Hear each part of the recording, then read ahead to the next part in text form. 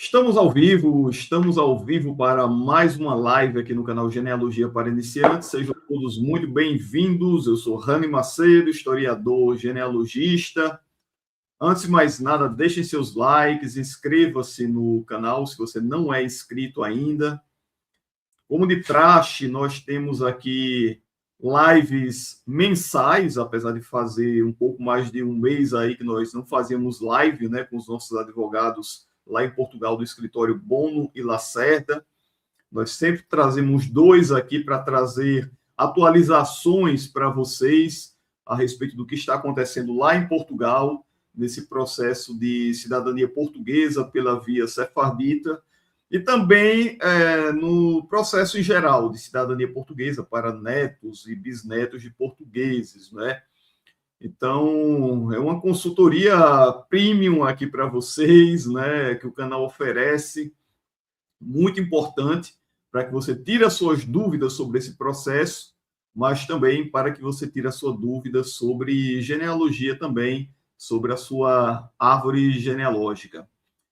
Então, vão colocando aqui se vocês estão nos vendo e nos ouvindo bem e de onde vocês estão falando, né? Nós temos aqui o Mauro César. Boa tarde, Mauro, bem-vindo. Origem e Genealogia, do Dr. Tiago Torres. Sigam o Origem e Genealogia lá no Instagram, é um excelente canal de genealogia com o doutor Tiago Torres, meu amigo, meu colega. Então, já vamos iniciar aqui nossa conversa com o assunto principal, né, que é a votação que nós teremos no dia 1º de abril, agora próximo, né, de 2026, a respeito das alterações na Lei de Nacionalidade Portuguesa. Senhores, muito bem-vindos a mais uma live, é um prazer tê-los aqui conosco. Seus boas tardes aí à nossa audiência. Muito boa tarde para quem está no Brasil, boa noite para quem está aqui na Europa. Aqui já são 8 da noite, um pouquinho mais tarde, mas como de costume, é um prazer, Rani, estar aqui, né, aproveitando, como eu falo, esse teu espaço gigantesco hoje, né, para poder falar sobre nacionalidade judaica, nacionalidade portuguesa, né, efetivamente espanhola, pela via judaica, e dizer que é um 1º de abril que vem igual aconteceu há 2 anos atrás, né? Em abril de 24, alterou a lei a primeira vez, né? E agora, esse período do ano, mais ou menos, sempre que a Assembleia da República está mais disposta a tratar dos assuntos de nacionalidade.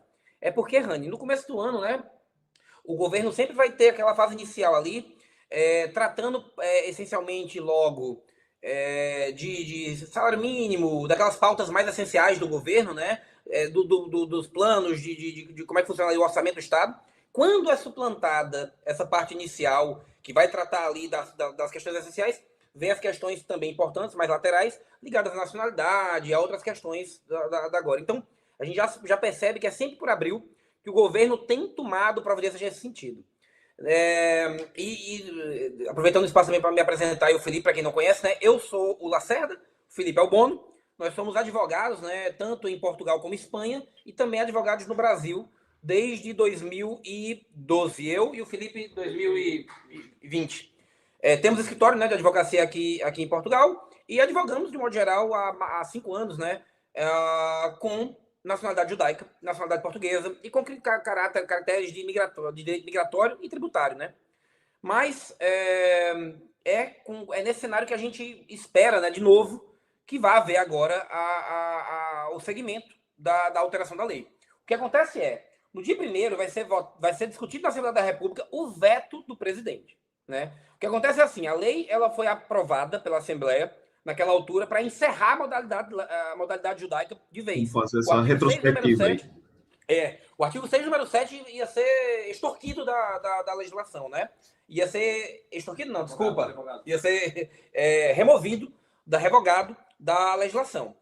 E nesse sentido, foi enviado a lei completa para o Tribunal Constitucional, que determinou que parte dessa lei estariam eivadas de inconstitucionalidade.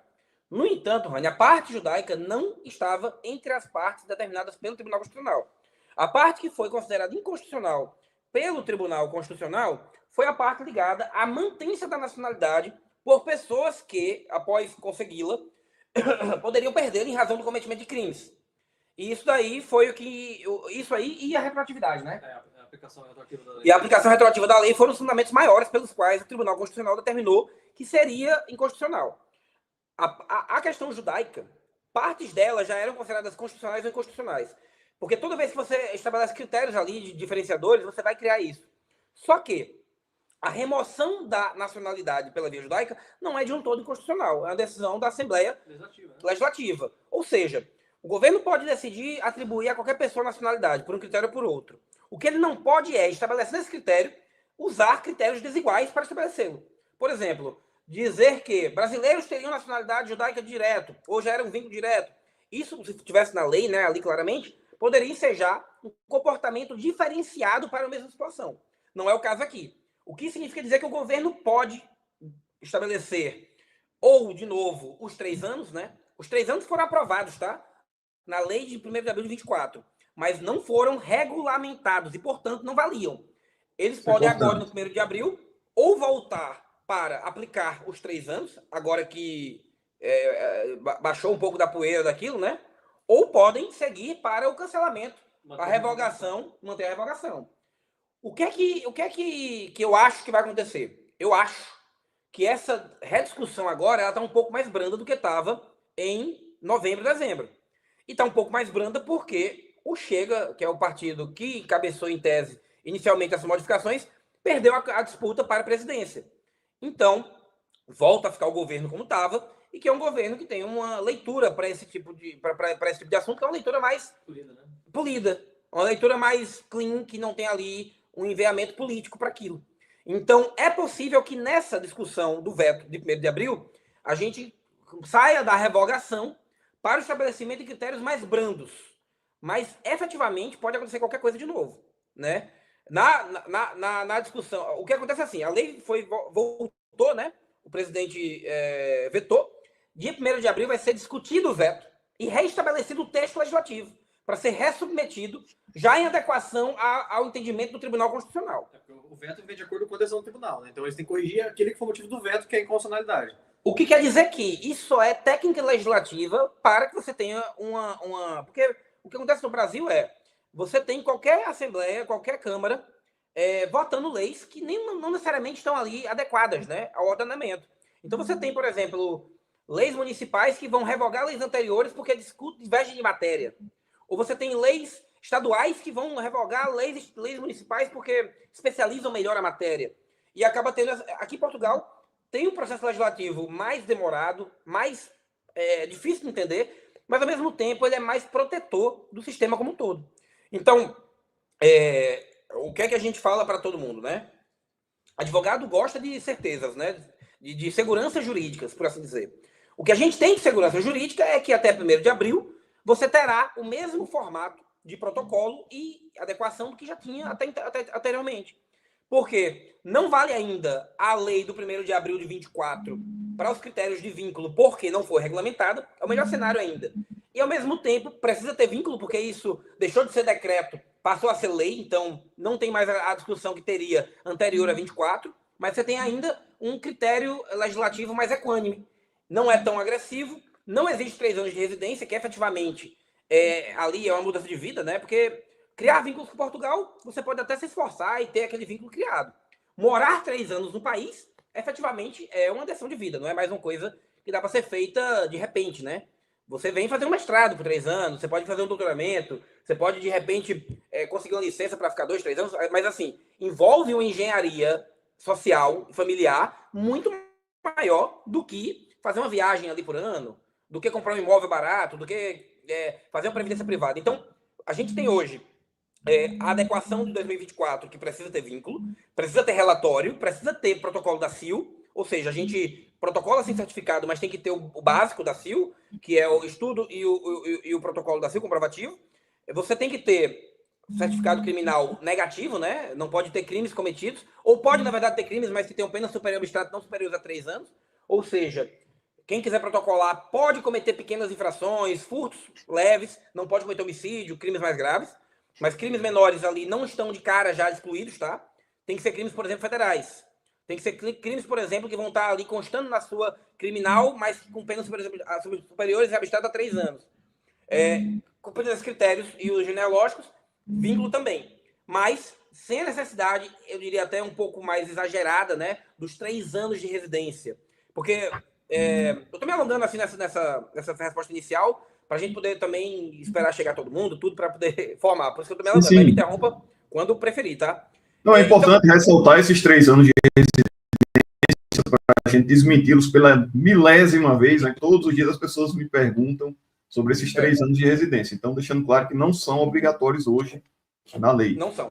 E as pessoas perguntam, Rony, porque aquilo ali está no site da conservatória, né? Sim. E aí cria essa confusão porque está na lei. E a conservatória coloca na lei, efetivamente. Então, está aprovada a lei dos 3 anos, mas essa lei, com base no artigo 7º da própria lei, não teria ainda eficácia jurídica porque não tem regulamentação dela. Uma segurança que é fruto da inércia do governo, né? Que tinha obrigatoriedade de regulamentar, tinha prazo previsto em lei para regulamentar e não foi feito, né? Tanto que a CIL própria fez um requerimento ao governo pedindo para que fizesse o regulamento, para poder se estabelecer ali critérios mais objetivos, né? Para se entender, Rani. Efetivamente, assim, o que é vínculo, o que são 3 anos, começa a contar de quando. Então, o regulamento, honestamente, muito embora ele vá trazer acessórios mais complexos para se poder fazer o protocolo, é preferível por nós, advogados, que tenha, porque protege, né, quem está solicitando. Protege quem está solicitando. Então, você tem efetivamente, né, a lei aprovada para isso, mas não regulamentada, o que significa dizer que vale ainda o regulamento anterior, que era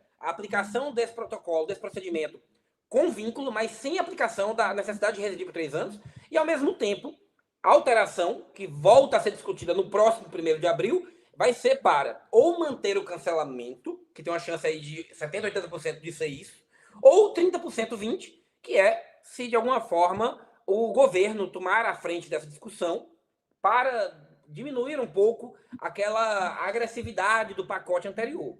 O que acontece é que com o pacote anterior existia um momento cultural e político muito exacerbado que criou o movimento político necessário para aprovar uma lei tão complexa e grande, que nem foi a anterior. Então, restritiva, né? E restritiva, porque a anterior adicionava o cancelamento do sefardita, multiplicava, né, por 2 o tempo de necessidade de residir em Portugal, de 5 para 10 anos, com um desconto aí de 3 aninhos para quem falava português, né, da comunidade CPLP, mas Portugal duplicou o tempo necessário de residência para se tornar português, para quem vem morar aqui, né?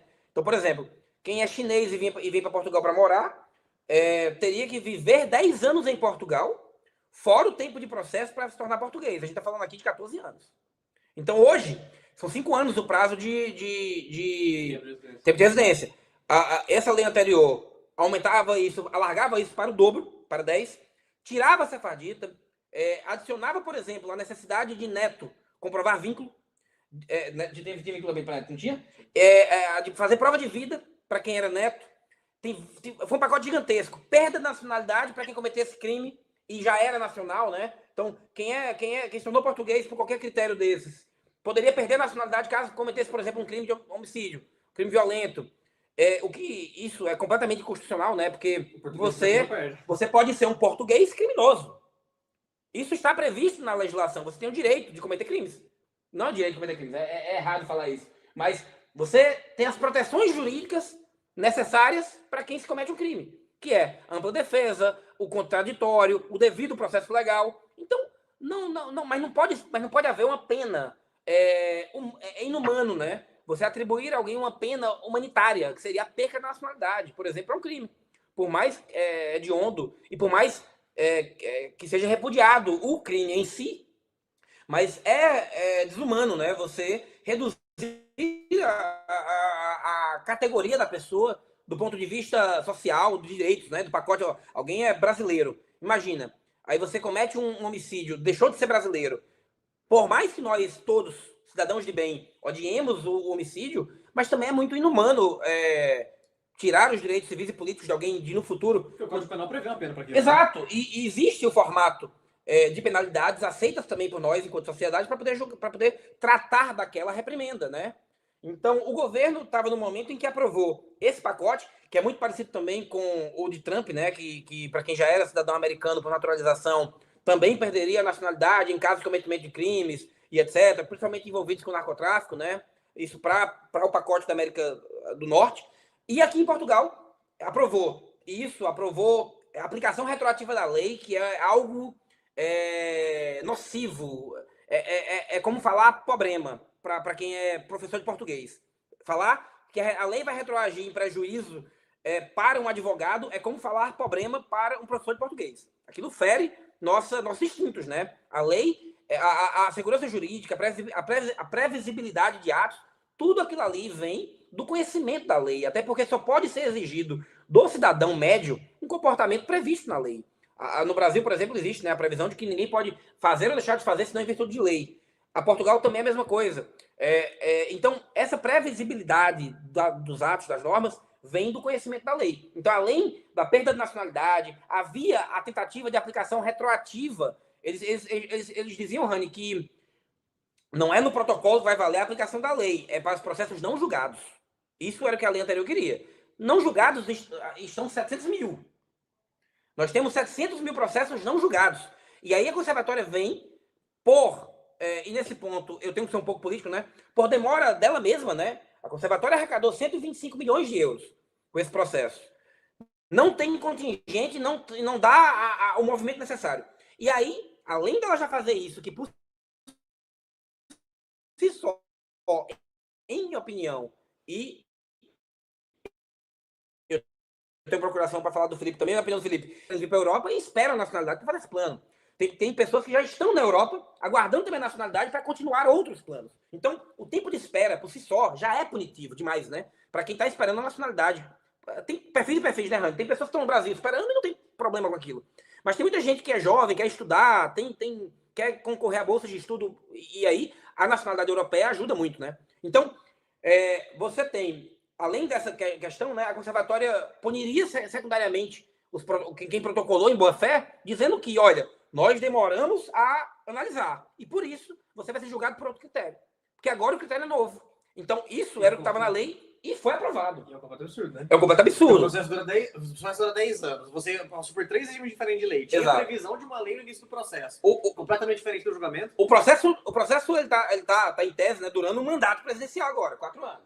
Então, além de você punir a pessoa de ter que esperar um processo que presumivelmente acontece em 24 meses, e por conta da falta de infraestrutura de pessoal e todo o resto, isso demora mais. E além dessa punição da demora, que, em minha opinião, ela por si só já é violatória de direito, porque a lei prevê que esse processo tem que durar 90 dias. Então, além de você não ter o processo julgado no tempo legal, o que permite entrar com ação judicial, para que se cumpra isso, para quem já tem o certificado da CIA, obviamente, que tem que estar completo, você ainda tem a segunda punição, que vou mudar o critério no meio. Isso é igual você tá ali assistindo o Big Brother, a prova de resistência, entra lá o Tadeu Schmidt no meio do negócio e fala, mudou. A partir de agora é quem segurar mais alto, no meio da prova. Seria uma coisa extremamente desagradável, né? Injusta. E aí, além da perda de nacionalidade por cometimento de crimes, aplicação retroativa, duplicação do prazo de tempo de residência legal, o que significa dizer também, Rani, duplicação do tempo de contribuição para a Previdência, para os critérios todos, o que significa impacto do governo de uma forma absurda. Todos esses pacotes foram aprovados pela Assembleia e foram, alguns deles, vetados pelo Tribunal Constitucional, nomeadamente a retroação e o perdimento da nacionalidade por cometimento de crime. A saída da possibilidade de protocolar o pedido pela via judaica não foi removido. E, entendam, ele pode ser removido e o Tribunal Constitucional já entendeu que é constitucional removê-lo. Tá tudo bem. Não é um critério que vai ser aceite. Ok. Mas, enquanto ele existir, pode ser protocolado. É protocolado sem necessidade de morar por 3 anos, porque não foi regulamentado. Eles, no lugar de regulamentar os 3 anos, Rani, eles apostaram no cancelamento. E aí, apostando no cancelamento, apostaram errado porque incluíram, pela fome legislativa, um pacote muito largo. E aí, quando o pacote é muito extenso, a chance de ter incompreensões ou inconsistência é um pouco maior. Então, naquela fase inicial foi recusado, volta agora dia 1º para a Assembleia para adequar. E aí, em minha opinião, e isso agora é uma opinião, uns 70% a 80% de chance que volta para continuar cancelando, e aí vão adequar a retroação, vão adequar a perda de nacionalidade e volta aquilo para o presidente da República para agora aprovar. E se ele entender que foram obedecidos os critérios do Tribunal Constitucional, ele não precisa mais enviar, ele pode só aprovar. Então, esse procedimento, esse processo agora legislativo, ele pode ocorrer efetivamente num prazo de 15, 20 dias, porque não precisa mais mandar para o Tribunal Constitucional. Até porque tá ali pronta, né? É só fazer uma breve correção, né? Não é algo do zero, basicamente. Exato. Ou seja, né, o que acontece a gente, nesse ponto, tem o pacote. Como é que você está falando? Agora me confundi. Não, eu disse que isso não vai demorar muito, justamente porque a gente já tem uma lei pronta, basicamente é só uma correção, né? Não é uma lei do zero. Essa lei demorou meses para ser costurada, foi discutida em várias comissões, assembleias na Assembleia da República, só que chegou um ponto que já tem um texto pronto e que eles querem alterar. O que falta efetivamente é só corrigir o que o tribunal entendeu que era inconstitucional. E ainda outra vez a gente ganhou um pouco de tempo porque aquilo foi enviado. E a gente ganha aí 20, 30 dias, 2 meses para o tribunal julgar. Agora, não há mais a necessidade do tribunal fazer isso, porque a técnica legislativa é mais clara. Se adequa o presidente, e o presidente é professor de Direito da Universidade de Lisboa, né, Direito Constitucional, ele entende que há ali a adequação, ele pode dar seguimento. Ele pode só aprovar a lei agora que houve as alterações. Então, a segurança jurídica é protocolar até 1º de abril, sabendo que a partir daí volta a se movimentar a máquina para que se protocole essa lei, para que se aprove, né? Então, no dia 1º, haverá uma discussão apenas sobre os pontos apontados pelo Tribunal Constitucional, ou pode haver discussões sobre outros aspectos da lei? A discussão... No pior dos cenários, nós ainda ganharíamos mais algum tempo, porque a lei não acabaria dia 1º. Porque o que acontece? A Assembleia vai discutir o veto, o motivo do veto do presidente, né, o que tem que ser corrigido, e aí, a partir daquele momento, muito provavelmente mandar para a comissão, para poder a comissão criar um texto que corrija aquilo, né? Então, essa é a primeira etapa dessa alteração. Feita essa alteração, né? Feita essa correção do texto, né? É a mesma coisa que entrar com o processo. Você fez uma petição e, por exemplo, tem que corrigir aquela informação da petição. Você faz uma emenda àquela petição. Então, eles vão emendar aquele texto que foi feito originalmente, foi aprovado, né? Para que seja votado novamente. Aí a casa vai se reunir numa das sessões legislativas, vai votar aquele texto, né? Se tiver a maioria dos votos, vai ser aprovado e aí vai para o presidente publicar. Muito provavelmente, se tiver efetivamente feito essas correções que foram apontadas como inconstitucionais, em tese, não há motivo para o presidente revogar, não aprovar, né, a lei, ele vetar a aprovação dessa lei que foi corrigida e que passou pelo crivo do Tribunal Constitucional, né? E aí, muito provavelmente, isso está ocorrendo, né, e acredito que se o governo tem tanto interesse em realmente alterar essa lei, né, que já tem há muito tempo essa discussão, e foi com muita sede ao pote, digamos assim, nessa última tentativa de alteração, se o interesse do governo é aprovar, eles vão fazer algo que respeite a decisão do Tribunal Constitucional e que mantenha o interesse legítimo deles, né? E no final é uma lei que muito provavelmente chega pronta para o presidente aprovar. Exato. Mas agora, né, já sabendo onde o tiro foi pela culatra. Eles têm exatamente onde corrigir. Exato. E o Tribunal Constitucional ele não faz o texto. Ele recomenda onde é que o texto tem que se adequar. Ou seja, ele diz, olha, a retroação é inconstitucional. Né? Pelo princípio da legalidade, o princípio da boa-fé, né? Objetiva, dos atos administrativos, o princípio da proteção da confiança, tem que ser obedecido. Agora, ele não vai dizer como vai ser o texto, quem faz isso é a Assembleia. Ok, perfeito. Vamos falar sobre um tema muito interessante, que é o tempo do processo de cidadania portuguesa pela via sefardita, né? Especialmente na conservatória dos registros centrais. Nós tivemos uma cliente minha, uma cliente de vocês, essa semana, a Jaiane, que os senhores entraram com um pedido de urgência do processo dela. E realmente o processo dela foi concluído em um prazo aí bem interessante, né? Antes dos 4 anos, né? Foi concluído aí com cerca de 3 anos e 8 meses. E com 2 dias lá, depois da conclusão, em 2 dias ela já pegou a documentação portuguesa. Então, eu queria que vocês falassem sobre essa possibilidade do cliente pedir urgência na finalização do processo de cidadania portuguesa pela via sefardita. Vamos lá. Eu vou falar um pouquinho da parte inicial. O Felipe fala dos critérios de urgência, que ele é melhor disso do que eu. Mas vamos lá. o tempo do processo hoje, como é que tá? A Conservatória de Porto está julgando maio, segunda quinzena de maio de 2022. O Conservatório de Lisboa está julgando setembro de 2021, um pouquinho antes. Mas tem uma equipe maior, né? Os processos estão sendo julgados agora, basicamente, maio para setembro. Os processos protocolados que ganham prioridade, até agosto de 22, já está começando a acontecer. Então, os processos com prioridade, agosto de 22. Quando o processo é finalizado, o produto final, né, da nacionalidade é a certidão de nascimento. Então, o que é que a gente faz quando isso acontece? A gente consegue facultar a pessoa duas possibilidades. Ou ela tira os documentos no seu país, ou seja, você pode... Rani, eu estou no Brasil, saiu, eu não quero ir a Lisboa. A gente agenda você no consulado de Recife, São Paulo, Brasília, onde você estiver mais perto do consulado português, e você agenda para fazer o cartão cidadão e passaporte. Ramon, mas demora uns 3, 4 meses no Brasil para conseguir esse agendamento. Quem conhece, obviamente, os caminhos assim do consulado, a Recife, principalmente, é só um órgão menor, um pouco menos de tempo. Mas, quem quiser vir a Lisboa, pode ser feito esse procedimento em 2 dias. É o que aconteceu no caso da cliente. Ela veio na quinta-feira. Na quinta-feira, se você for atendido até às 11 da manhã, você consegue pedir a emissão do cartão cidadão com urgência. E aí ele é emitido no mesmo dia. Então, só que você tem que fazer o pedido até às 11 da manhã. O que significa dizer que você tem que chegar muito cedo na fila ou ter um agendamento com o advogado, porque aí não pega fila.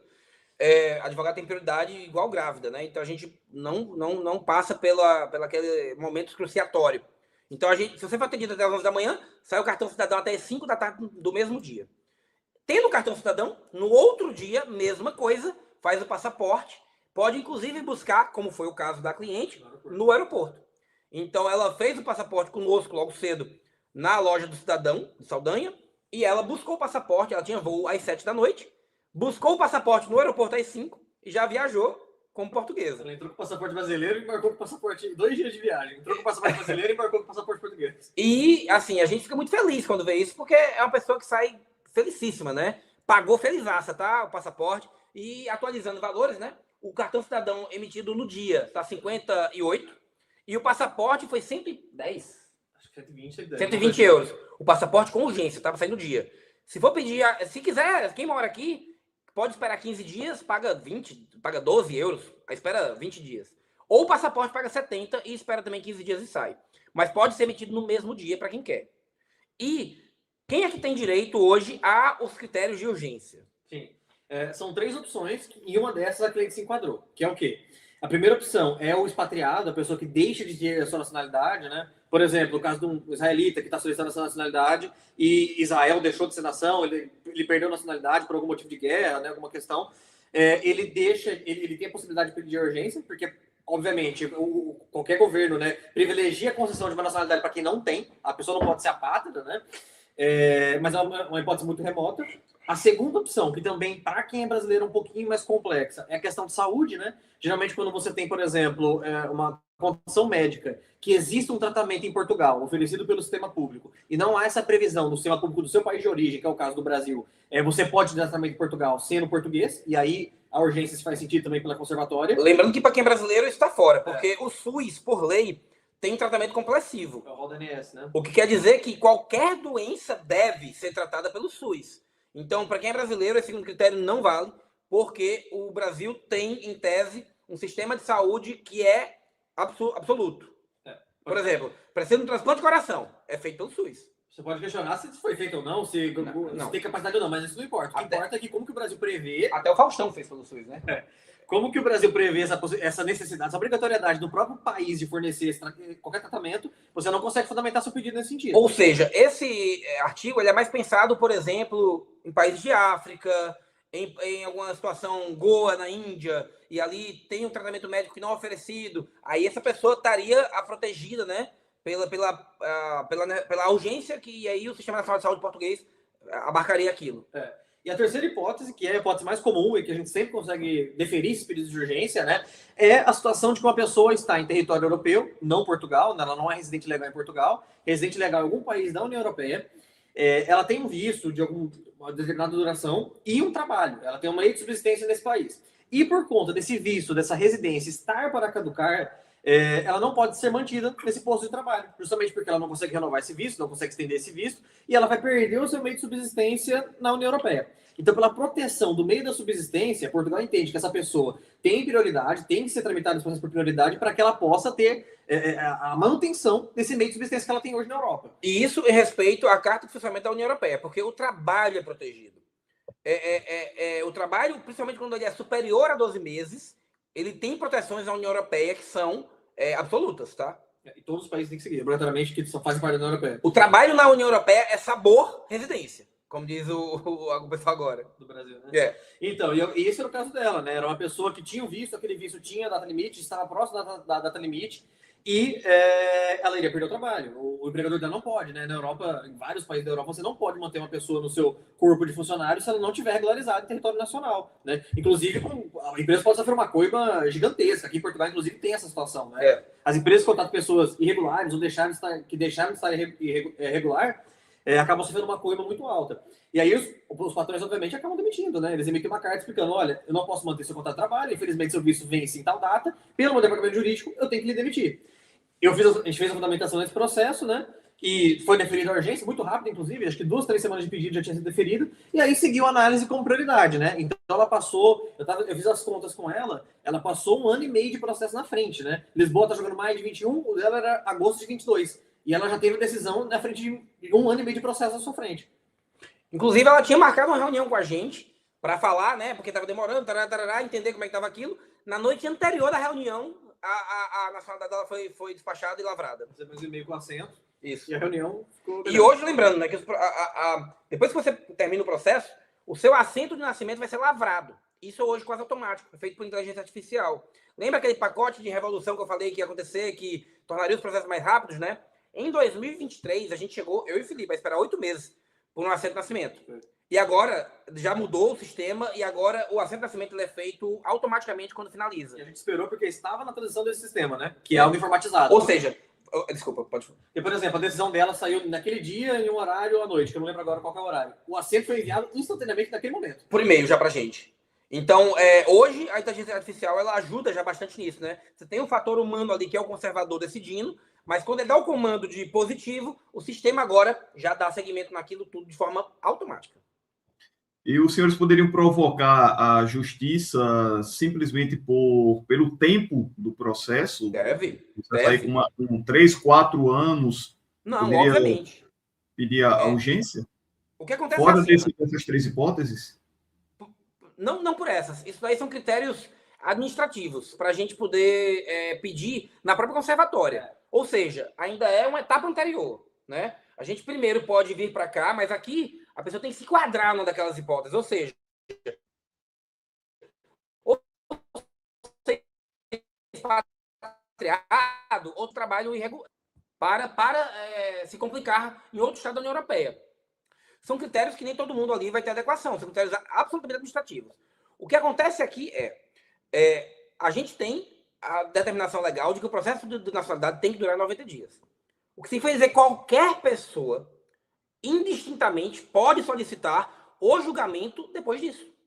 Com qual fundamento, Ramon? Na lei. A lei já determina que tem que ser julgado por 90 dias. Então não tem outro critério a ser observado. É muito mais rápido, né? A lei determina 90 dias, tem que ser julgado. Qual é a questão aqui? Que é a única recomendação que eu faço. Usar esse artifício, esse paradigma legal, para quem está com o processo completo. Porque tem, por exemplo, um cliente nosso que, em desavença ao que a gente tinha recomendado, pediu essa urgência, foi deferida, mas ele não tinha ainda o certificado da CIL. E aí você coloca o processo em risco, porque você está colocando aí o boi, a carroça foi do boi, né? Então, o que eu digo o trabalho inicial ele é feito na CIL, você pode protocolar na conservatória sob a promessa de que o certificado será emitido no futuro.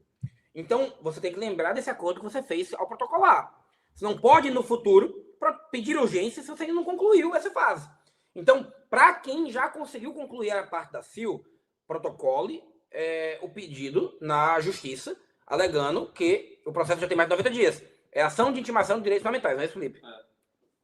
Tem uma ação própria para isso, tá? Que, inclusive, não tem custas judiciárias, tá? É uma ação parecida com o que seria um mandato de segurança no Brasil. Então, ela não tem custo para quem protocola. Ela, obviamente, tem que ser protocolada por um advogado, porque aqui a gente está falando da justiça. Não pode ser protocolado sem advogado. Então, tirando o fato que você vai ter que procurar um advogado de confiança para fazer essa ação, ela tem que ser protocolada guardando-se o fato de que foi desrespeitado o prazo de 90 dias. Perfeito, perfeito. E tem que ter o certificado da CIL, não é isso? Tem. Obrigatório. Você concorda, né, Rani? Imagina que você pede antecipação. A conservatória diz, ok, vamos antecipar. Mas eu não estou pronto para ser analisado ainda. É estranho, né? Então, guarde a razoabilidade, né? Tenha bom senso. É isso. E quanto à documentação que precisa para dar entrada na conservatória? Outra questão que as pessoas têm muita dúvida, né? Você só está assegurado né, para ter os seus direitos nessa Lei de Nacionalidade Portuguesa pela Via Sefardita se você der entrada na conservatória. Né? E quais documentos, geralmente, as pessoas precisam para dar essa entrada na conservatória e ficar tranquilo, sabendo que seu processo irá ser analisado um dia? Vamos lá. Aqui tem um tripé, né? É um tripé que tem que ser juntado sempre. O primeiro pé desse tripé é a genealogia. Então, o que é que tem que acontecer aqui? Ou a pessoa me manda o certificado, já concluiu tudo na CIL e tem o certificado e já está ali para caminhar. Ah, amor, eu tenho o certificado da UTD e da FCJE. Para Portugal não serve. Para Portugal tem que ser o certificado da CIL ou da CIP. Comunidades Judaicas Erradicadas no País. Criadas por lei, inclusive. Para quem não sabe, a CIL, inclusive, fundou o Banco Santander.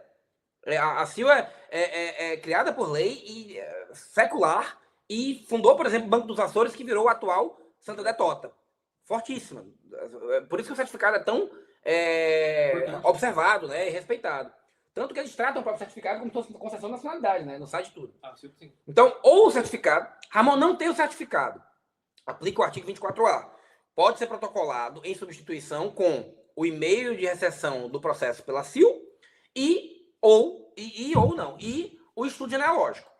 Aí você se compromete, com base no artigo 24A, para juntar no futuro o certificado. A parte genealógica é essa. Segunda parte aqui desse tripé é a parte civil. Você tem que juntar aqui um documento de identificação, passaporte, ou um RG ou CNH. Lembrando que se for um RG ou CNH tem que estar ali, né, reconhecido, autenticado firme. Certidão de nascimento de inteiro teor, apostolado em Haia. Ah, Ramon, mas aí eu casei, não tenho mais. Não se preocupe. Certidão de nascimento você vai ter até depois de sua morte. O que você, quando casa, faz é averbar no seu nascimento que você casou. Então, a gente só vai pedir uma segunda via atualizada, com menos de 6 meses, de inteiro teor da sua certidão de nascimento. E apostolar em Haia, porque é o que torna esse documento legal em 167 países. Acho que agora até um pouco mais. E, além disso, o certificado negativo das suas competências criminais pela Polícia Federal. E aí, fora isso, os requerimentos que o advogado for apresentando no processo, né? Que aí é onde está aqui o pulo do gato, que as pessoas têm tido vários indeferimentos, né, preliminares do processo, que são perigosos, porque eles encerram o processo de vez. E lembrando que, e aqui fica uma ressalva para quem faz sozinho ou para quem está mal assessorado. Quem tiver processo indeferido pela ausência de documentos, seja o certificado da CIL ou seja qualquer coisa, não pode protocolar o processo de novo no prazo de 1 ano. Né? Então, que para quem está nessa questão do sefardita e alteração de lei, que vai mudar a lei, então tem que ser feito com muito zelo, tá? Faça com o advogado competente, porque você tem que fazer seu certificado, mas tem que ter um requerimento que passe, que funcione, tá? Quem não conseguir isso, tiver o processo indeferido por ausência de documento, certificado da CIL ou formulário ou qualquer outra coisa, vai ter, nessa fase inicial, o processo negado. E quando ele é negado assim, ele tem prazo de resposta de 30 dias. Porque aqui a gente está falando de indeferimento preliminar. Quando você supera a fase inicial dos 90 dias e supera o indeferimento preliminar, você vai ter prazos de resposta de 6 meses. Que são levados em dobro quando você mora fora do país. Então, é um processo bem mais justo. Feita essa parte toda, você já fez a parte civil, fez a parte genealógica. Você tem uma terceira etapa, que agora é obrigatória, depois da publicação da lei do 1º de abril de 24, que está ligado aos vínculos com Portugal. E aí, cada pessoa vai ter que se analisar aquilo ali de forma individualizada, para entender como é que o advogado, junto com o requerente, vão entender ali a estratégia de vínculo para que possa ter sucesso na empreitada. E aí, cada pessoa vai ter um caminho. Conta em banco, NIF, previdência privada, compra de imóveis, aluguel de carro, não sei. Cada pessoa aqui tem que traçar um planejamento específico, né? E pode ser feito, sim, ao longo da vida. Quem já tem viagens para trás, junta aquilo. Quem tem viagens para o futuro, vai programar de fazer. Demonstrar para o governo de Portugal que você pretende ter uma relação simbiótica. Que você vai, efetivamente, contribuir social e economicamente para a economia do país. Simples. Né? Então, você tem esses 3 pés desse tripé processual. Genealogia, parte civil e a parte de vínculo. Não é isso, Felipe? Eu faltei alguma coisa? Esqueci de alguma coisa? Tudo.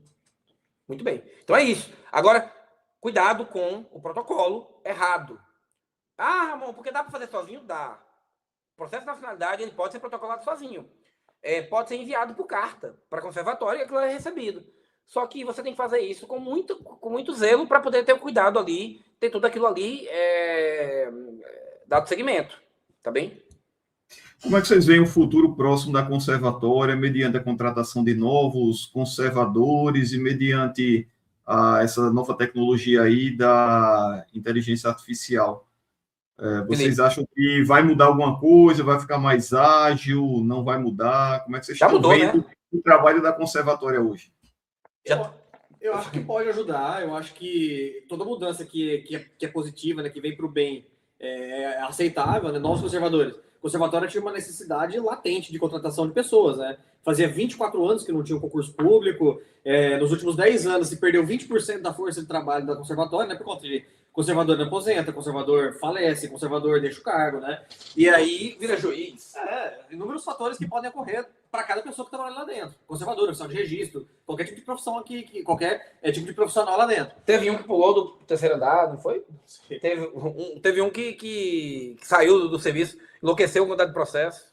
Pronto. Mas aí o que acontece era urgente a necessidade de mais profissionais, talvez seja até demais ainda, né? Não seja só suficiente isso, né? E também não é só essa frente que tem que ser tomada, né? Por exemplo, o que eu acho que é mais importante até do que isso é a informatização do processo. O processo físico, ele demanda muito tempo e muito espaço, né? Você tem que armazenar aquele processo. Por exemplo, processo de naturalização, que é o Sefardita, ele, quando é feito por um advogado, por exemplo, ele não é enviado por correio, nenhum documento para a conservatória, a não ser que eles peçam, né?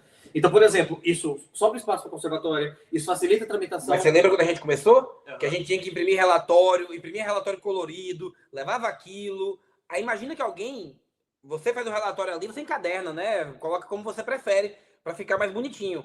O conservador tinha que escanear aquilo. Alguém tem que fazer isso, né? Alguém tem que fazer aquilo. Alguém tem que armazenar, alguém tem que mover ele de lugar quando for ser julgado. Tanto que, se perdia documentos, tem uma série de questões, porque o manuseio de papel físico é muito complicado e demanda um serviço de escritório gigantesco, tá? Eu e o Felipe, por exemplo, nossa maior dificuldade hoje com o escritório é o armazenamento de papel. Tanto que a gente hoje prefere tudo digital, porque facilita muito. Melhorou muito, né? Mas, por exemplo, os processos de Espanha são 100% físicos. E os antigos do conservatório também. Tudo que eu faço nesse processo continua sendo físico. Exato. Então, além disso, ter ficado completamente digital, e a conservatória hoje, por exemplo, quando ela pega aquilo, já pega tudo digital para analisar. Além de você preservar o processo e a chance daquilo ali se perder, você tem a certidão de nascimento, que, por exemplo, agora também, ela já está sendo emitida automaticamente por aí, por inteligência artificial. Então, tudo aquilo ali está acelerando o trâmite dos processos. E acelerando bastante, né? Porque hoje você tem que a conservadora, quando pega o processo, ela olha o documento que ela quer, ela volta onde ela quer, no clique do botão. E hoje, com tecnologia, todo mundo já está familiarizado, né? Até quem é mais antigo já sabe mexer ali em tudo. Então, você tem hoje a conservatória que, além de repor a força de trabalho que estava defasada desde os anos 80, e esse treinamento dessas pessoas acaba agora em junho, né? Já se incorpora. Claro que não vai tudo para a nacionalidade. Para quem não sabe, né, o IRN é um órgão gigantesco. Ele abre empresa, tem o IRN para automóveis, registros prediais. É como se fosse um grande cartório que detém tudo ali, né? Com mais atribuições do cartório em si. Que detém tanta parte civil e natural, de pessoas naturais, né? Que certão nascimento, as pessoas que nascem, etc. Como também tem empresa, automóvel, predial. Tudo aquilo ali é o IRN que toma conta. Então, vai ser distribuído para tudo. Mas o fato vai ajudar bastante. Senhores, última pergunta antes de partirmos aqui para responder as perguntas da audiência, né? Tem muita gente ansiosa aqui. Como é o acompanhamento de vocês dos processos de cidadania? Vocês entregam aquela chave de 12 números para o cliente acompanhar também? Claro. E o seu acompanhamento é diferente do acompanhamento do cliente? Mais ou menos. A gente entrega porque a chave é do cliente, não é nossa, tá? A gente acompanha tudo pelo sistema, a gente não precisa de chave. Tanto que a gente acompanha, inclusive, os processos que não tem chave ainda. Desde julho, maio do ano passado, a conservatória está muito atrasada na emissão das chaves. Então, no nosso sistema, a gente consegue acompanhar tudo, independente de chave ou não. A chave, Rani, ela é feita mesmo para o cliente. Então, a nossa obrigação enquanto advogado é imediatamente enviar a chave para o cliente. Inclusive, hoje é até bom, porque todos os despachos do processo são públicos e visíveis na chave de consulta. Então, o cliente consegue acompanhar onde está tudo. A diferença dos processos é o quê? O nosso sistema ele tem uma espécie de chat com o conservador, que quando há ali algum documento errado, a gente se comunica através do sistema para justificar ou consertar ou fazer upload dos documentos novos requeridos. A questão é, protocola, o sistema trava e fica lá a análise de como está. Quando o conservador fala assim, por exemplo, eu preciso de uma certidão de nascimento nova, ele devolve para a gente com a possibilidade de incluir o documento para ser anexado. Então, a gente consegue voltar a anexar documentos do processo.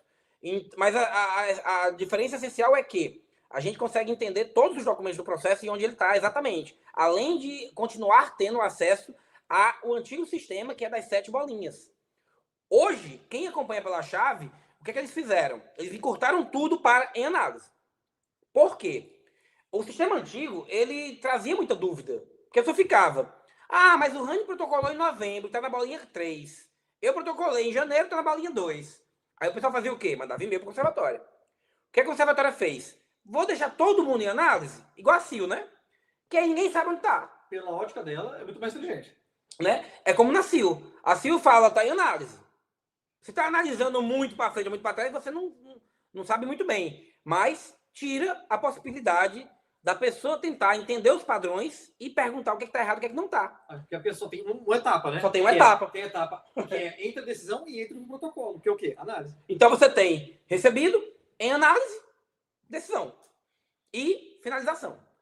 O nosso não. A gente vê ali consulta de órgãos externos, porque é consultado o Consulado do Brasil, é para saber se sua certidão de nascimento foi emitida por um cartório, saber se seu passaporte foi emitido pela Polícia Federal, saber se você detém os direitos políticos e civis.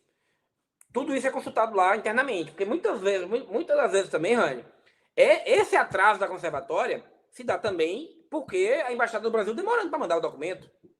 Então, a gente consegue ver onde está e consegue ir na Embaixada do Brasil tentar solicitar que aquele documento seja enviado.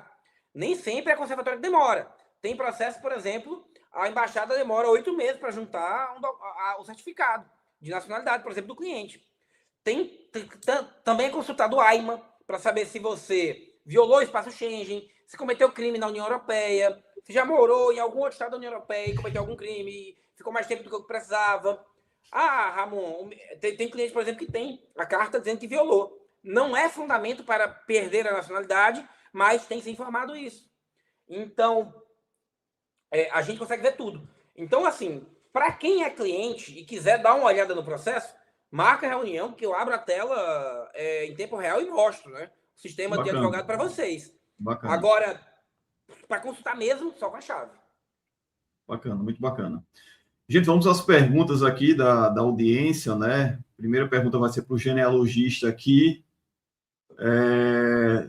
Comum agora nos canais do YouTube a gente chamar esse perfil aqui de sopa de letrinhas, né? Porque não dá para pronunciar. Dá, esse daí o uso é GQ7CX9N. Fica mais fácil falar sopa de letrinhas. Então vamos lá. Ele pergunta se ele diz que tem ascendência de judeus da região sul da França no século XVIII. Quais as chances de serem sefarditas?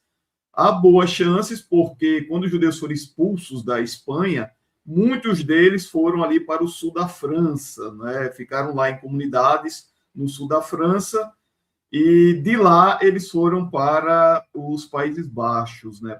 Ali para a Holanda, né? Para Amsterdã. Então há uma grande chance desses judeus aí serem sefarditas, né?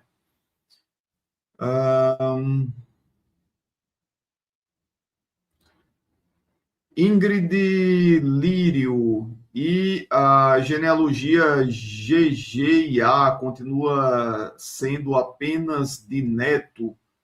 Não entendi, Ingrid, essa pergunta aqui. Mas, por falar nisso, como é que está aí o processo de netos e bisnetos de portugueses? Voltou, Rani. Eu acho que deu um probleminha aqui. Voltou. Peço imensa desculpa, Rani. Não, tranquilo.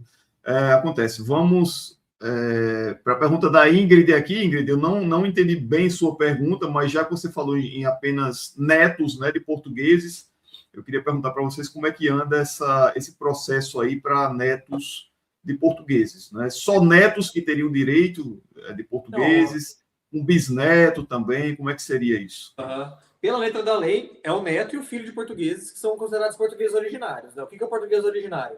É aquela pessoa que nasceu portuguesa e que não foi feito o registro civil, né? Ou seja, ela não passa por um processo de naturalização e sim de atribuição. É só a correção daquele registro civil, né? O que acontece? Hoje, a lei prevê a transmissão para neto e para filhos, sendo que é a mesma situação do sefardita. A lei que foi aprovada ainda não foi promulgada pelo presidente por conta da decisão do Tribunal Constitucional. Atualmente não se tem que comprovar nenhum tipo de vínculo com Portugal para neto, nem nenhum tipo de prova de português, de cultura, de sociedade portuguesa. O que você tem que comprovar é que você efetivamente é neto, né, daquele português de forma clara, né, documentalmente falando. O que vai se alterar com a nova aprovação da lei, que também foi outro ponto que não foi considerado inconstitucional pelo Tribunal Constitucional, é a questão de que os netos de portugueses, né, teriam que passar por uma série de provas, né, de conhecimento sobre Portugal, conhecimento da cultura, conhecimento da sociedade, conhecimento da Constituição Portuguesa, prova de língua portuguesa também, se você não vier num país que fala CPLP, da região CPLP. E, obviamente, isso talvez não afete tanto pessoas mais novas ou pessoas que têm um certo nível de conhecimento, que têm mais contato com Portugal. Mas, por exemplo, a minha avó, ela tem um processo de andamento e ela entrou nesse processo com 84, 85 anos.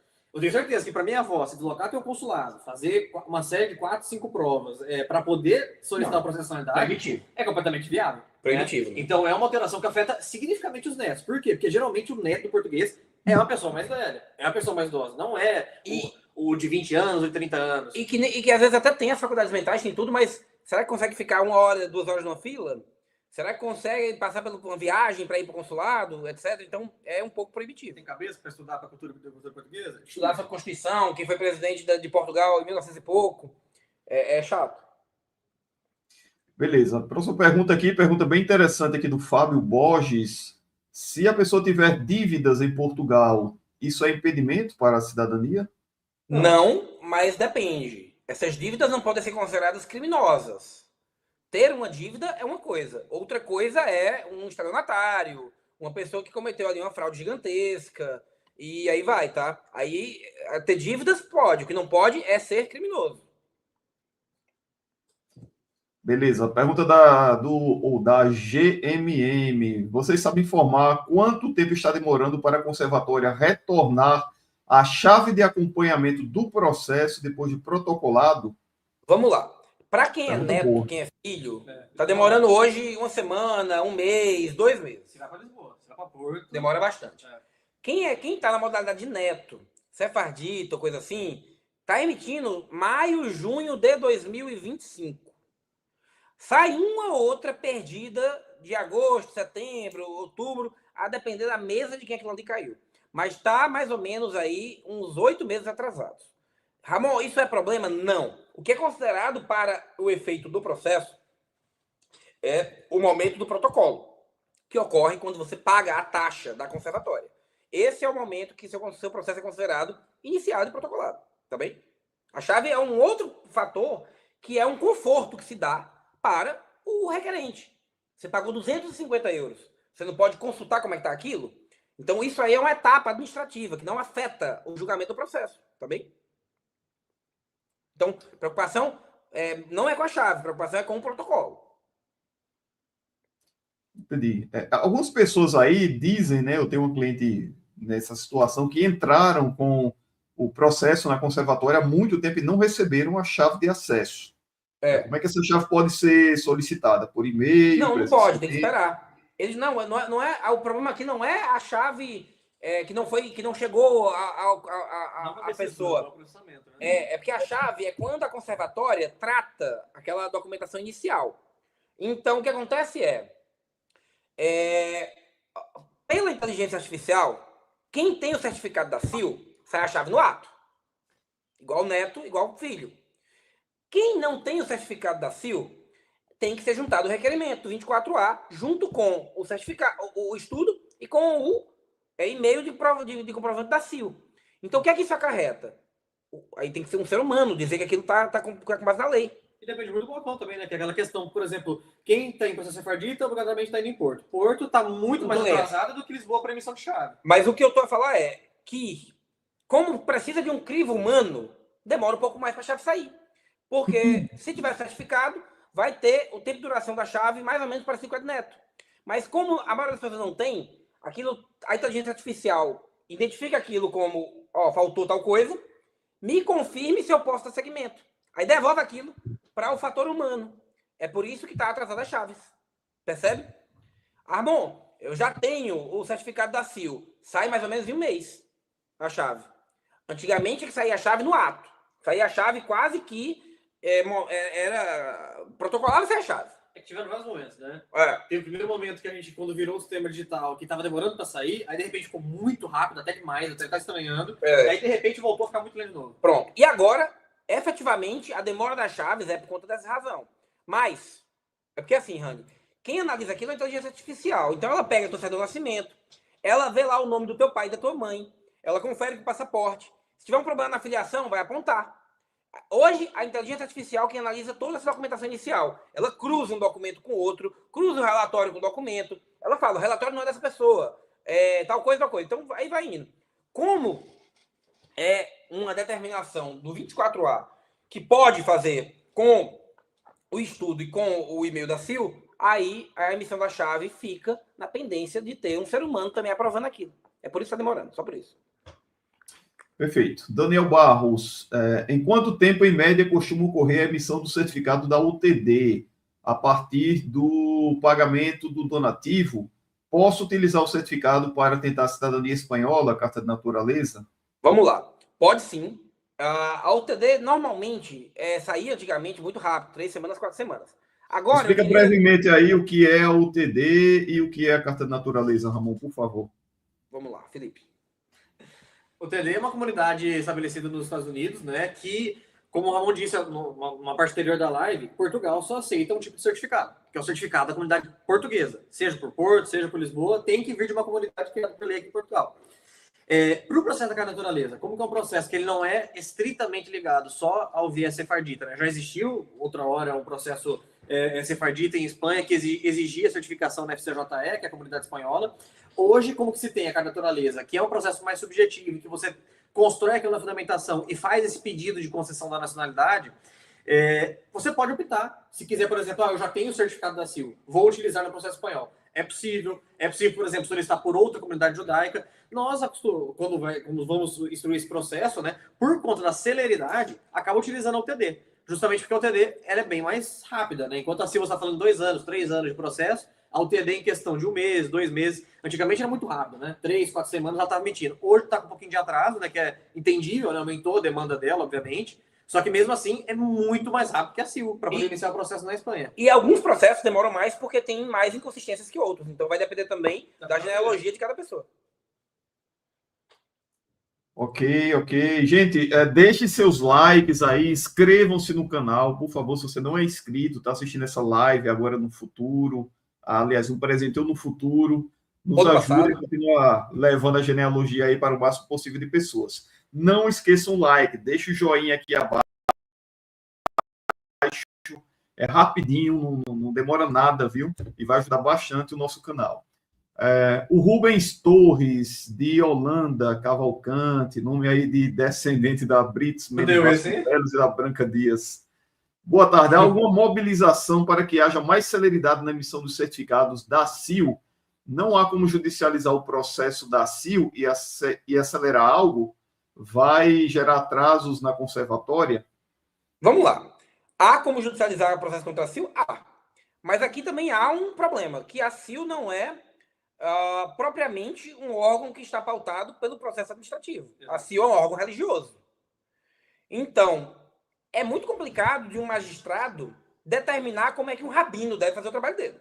O fundamento que tem contra o conservatório não existe contra a CIL. Então, eu não recomendo o processo judicial contra a CIL, a não ser que haja algo flagrante, né? Assim, uma coisa, obviamente, ali, violadora de direito humano. Sei lá, Se um rabino der um tapa na sua cara, dizendo que não quer que você protocole, aí você judicializa. Mas, em regras, em condições normais de temperatura e pressão, a ACIL tem completa discricionariedade sobre como ela vai tratar aquilo. Porque, como eu expliquei, a ACIL ela é criada por lei, mas ela é um órgão eminentemente religioso. Tanto que ela não recebe nem taxa para aquele processo, ela recebe uma doação. Muito embora esteja se discutindo também se ela tem que ter de taxa, porque é obrigatório. Mas, então, assim, você tem que avaliar aqui, assim, é prudente você ingressar com ação judicial contra o órgão que vai lhe abraçar enquanto irmão quando aquilo for concluído? Então, eu teria muitas reservas ao fazer um protocolo judicial contra a CIL. Eu só faria isso, como eu repito, se houvesse algo flagrantemente eivado de vício. Sabe assim? Sei lá, sumiram com o seu processo. E você tem prova que iniciou, que fez. Daqui a pouco a CIL manda um e-mail falando, não me conheço. Aí eu acho que talvez você possa... Eu tentaria resolver ainda administrativamente, né? Mas eu não acho correto. Não acho correto. Eu não acho prudente nessa fase inicial. Por mais que seja, né, difícil aguardar aquela espera infinita, que tem pouca transparência sobre em que fase ou como está. Eu sei que é chato isso, que é ruim, e que deixa a todos nós ansiosos, mas, ao mesmo tempo, é um órgão religioso. É como você discutir com um padre por que é que a sua primeira comunhão saiu com uma semana. Você às vezes precisa de mais oração, né? De mais alguma coisa, não sei, eu nunca fiz. Nada da Igreja Católica, então não sei os dogmas. Mas entenda como seria. Eu estou tentando criar um paradigma para você entender. Imagina você judicializar, o padre não quis me casar. Ué, mas você está em pecado, você não faz não toma hóstia, não faz a comunhão. Tem uma série de regras, né, para quem é católico, por exemplo, para casar. Eu não sei também quais são, tá? Tô falando aqui assim avulso. Mas imagina você judicializar e dizer, olha, mas o padre tem que me casar, né? Seria um pouco estranho, né? O judiciário, inclusive, né, tem uma leitura muito complexa, né, de tentar não se intrometer no que é religião. Porque a religião, ela é discricionária, né? É pela fé. Imagina que no Brasil, por exemplo, tem diversos questionamentos, né? Por exemplo, quem é testemunho de Jeová não pode receber transfusão sanguínea. E aí, o médico tem que salvar a criança ou tem que respeitar a religião? A justiça, muitas das vezes, deixa a criança falecer por respeito à religião. Porque a transfusão seria o equivalente à morte para aquela pessoa, né? Então, é analisado aqui por um critério muito mais humano do que jurídico, por assim dizer, né? Essa balança, né, de poderes aqui. Então, a CIL, eu recomendo ter uma pessoa que saiba lidar com ela e tentar acelerar dentro do que a CIL pode acelerar. Acho que o mais importante com a CIL é o processo estar muito bem instruído. Exato. Porque eu acho que, não sei se o Renan vai concordar comigo, mas o problema da CIL é quando você cai em muita exigência, né? Você acaba atrasando o seu processo. Então, quanto menos exigência tiver nesse processo, obviamente, maior é a chance de ter um processo um pouco mais rápido. Exato. Então, aqui o que a gente recomenda? Ter um trabalho bem feito para que você possa ser aprovado com menos interrupções. Porque interrupções vão ter. Em qualquer. Né, a maioria dos processos está voltando com uma coisinha ou outra. Então, conte com. Eu estava vendo aquela planilha lá, a maioria dos certificados aprovados são aprovados com 2, com 3 pendências, e está tudo bem. Então, o que você tem que tentar aqui é ter um processo que vai ter menos interações, para você ter mais celeridade. Agora, conservatória é lei, tem que ter começo, meio e fim, tem prazo para começar, prazo para terminar, tem processo administrativo. E aqui a gente tem uma coisa chamada Código de Processo Administrativo, que regula como essa relação vai ocorrer. Não é como ela deve ocorrer, como ela vai ocorrer. Então o advogado tem instrumentos reais para administrar o processo. Agora, não vá... O jogo é esse, não tem jeito. Ok, Justinha Pinês pergunta quanto tempo a CIL está demorando para emitir o certificado. Hoje, mais de 3 anos. Né? Ela emite em 15 minutos, né, Rani? Quando ela emite ali é 15 minutos, né? Exatamente. Então, a CIL está muito rigorosa, né? Implicando aí com muitas coisas, muitas fontes. Por isso é importante que você tenha alguém que tenha experiência com a CIL para fazer o teu estudo genealógico e conversar com eles. Eles só atendem por e-mail, não há um sistema para você ir acompanhando o processo, como na conservatória.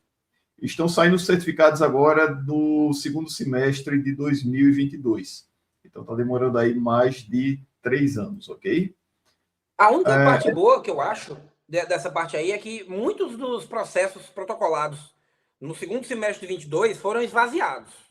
Então, a gente vai ter muito processo aí que ocupa lugar na fila, mas que não ocupará lugar de tratamento. Então, talvez acelere um pouco, né, Rani? Porque muita gente, naquela altura lá da primeira mudança da lei, de agosto de 22, protocolou, por exemplo, coisas aleatórias só para não perder o time, né, ali. Então, para quem fez sério, mesmo naquela altura, é uma coisa boa também. E a questão é que esse processo vai ficar deserto, né? Por exemplo, você vai pedir para complementar a documentação, essa pessoa provavelmente não vai e aquele processo vai ficar parado. Isso. Então, você não vai dar atenção para aquilo e vai continuar dando atenção para aqueles processos que têm fundamento, que têm movimento. Isso porque teve um boom gigantesco de processos, né? Ali em agosto, julho, agosto de 22. Ok, o Edgar Lucena pergunta qual é o contato dos advogados. Eu vou deixar aqui abaixo na descrição do vídeo, no final da live, tá bom? Márcio Portugal, doutor, nacionalidade portuguesa, artigo 6.8, é preciso comprovar segurança social nos últimos 5 anos ou só contrato de arrendamento comprovativo da junta de freguesia é suficiente? Então, esse artigo 6.8 é um artigo um pouco mais complexo, porque ele não é mais complexo, ele é diferente. É um artigo para quem é genitor de um português, uma criança que nasceu em Portugal e que residiu em Portugal nos últimos 5 anos. A grande diferença é, a lei de nacionalidade prevê o tempo de residência de 5 anos de forma legal, para quem não tem um filho em Portugal. Para quem tem um filho em Portugal, não tem que se comprovar a residência legal, mas sim os últimos 5 anos de residência em Portugal. Né? Privilegiar a relação que ele tem com o país, ele tem um filho português, ele tem que ficar em Portugal também. O que acontece? Para a comprovação, obviamente, se você tiver segurança social nos últimos 5 anos, imposto de renda, declaração, liquidação, é o melhor documento possível para se comprovar que você esteve em Portugal e que você faz jus a esse direito. Porque você comprova independente de dúvida, né? Ao revés de dúvidas. Mas, por exemplo, não temos todos os 5 anos, teve um ano que eu não trabalhei, mas eu estudei, aí você junta a declaração da faculdade, da matrícula, do curso que você estava frequentando, ou não trabalhei porque eu estava, por exemplo, recebendo apoio da Segurança Social, ou eu não trabalhei, mas eu estive em Portugal, consigo comprovar que eu tenho contrato de arrendamento, que eu tive financiamento do meu veículo, que eu tenho movimentação bancária, que eu fui no centro de saúde. Conta da telefonia dos meus últimos 12 meses ou 5 anos. O que você conseguir comprovar para ter os 5 anos. Exato. Ok, Daniel Barros, atualmente, como seria a melhor forma de abrir uma conta bancária em Portugal, sendo residente no Brasil, para fins de comprovação de vínculo? Há alguma conta digital mais acessível para isso? Vamos lá. Portugal não abre conta digital muito facilmente. Só cartão cidadão. Só para quem tem cartão cidadão. E mesmo assim, cheio de probleminhas. Você também tem que ter chave digital móvel. Né? Para quem está no Brasil, infelizmente, a agência do Milênio, que ficava em São Paulo, Rio de Janeiro, fechou. Não tem nenhum banco hoje português no Brasil ativo. Você tem que abrir por procuração. No banco, Novo Banco, por exemplo, e Santander. Santander não abre por procuração, só o Novo Banco. E no Novo Banco, você tem que comprovar que você tem 35 mil euros de investimento para abrir conta em banco. Então, abrir conta em banco hoje é para quem tem mais do que... Não precisa depositar esse dinheiro na conta, tá? Precisa comprovar que você possui esse valor. É um cliente potencial, né, para o banco, na verdade. Isso não é só para quem para quem é estrangeiro, não. Para quem é residente em Portugal, abre. Se você for português e não for residente em Portugal, também não abre. Tá bem? É a mesma situação. Tem que comprovar 35 mil euros de renda. Ou de depósito de investimento. Se for no Santander, tem que ser presencial, mas abre com critério reduzido, que é um salário mensal de 2.500 euros.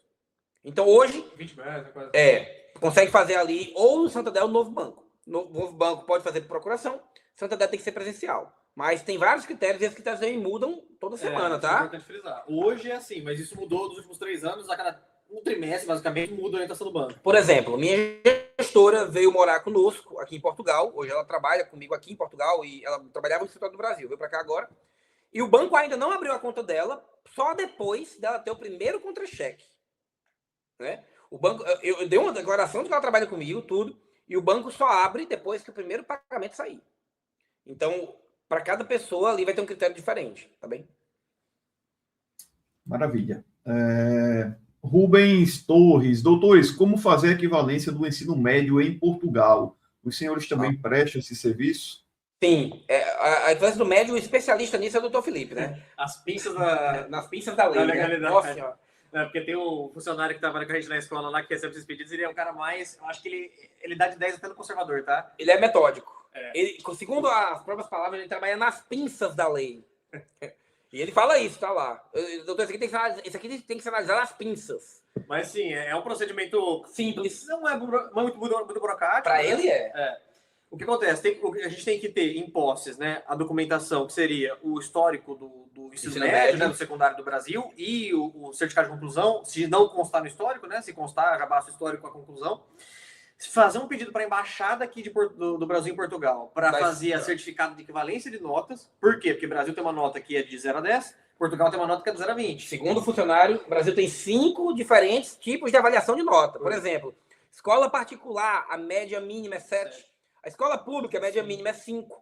E depois, e essas gerações mais novas têm ainda recuperação, segunda oportunidade, a terceira chance de passar. Aí faz a matéria de matemática do ano, paga no outro, né?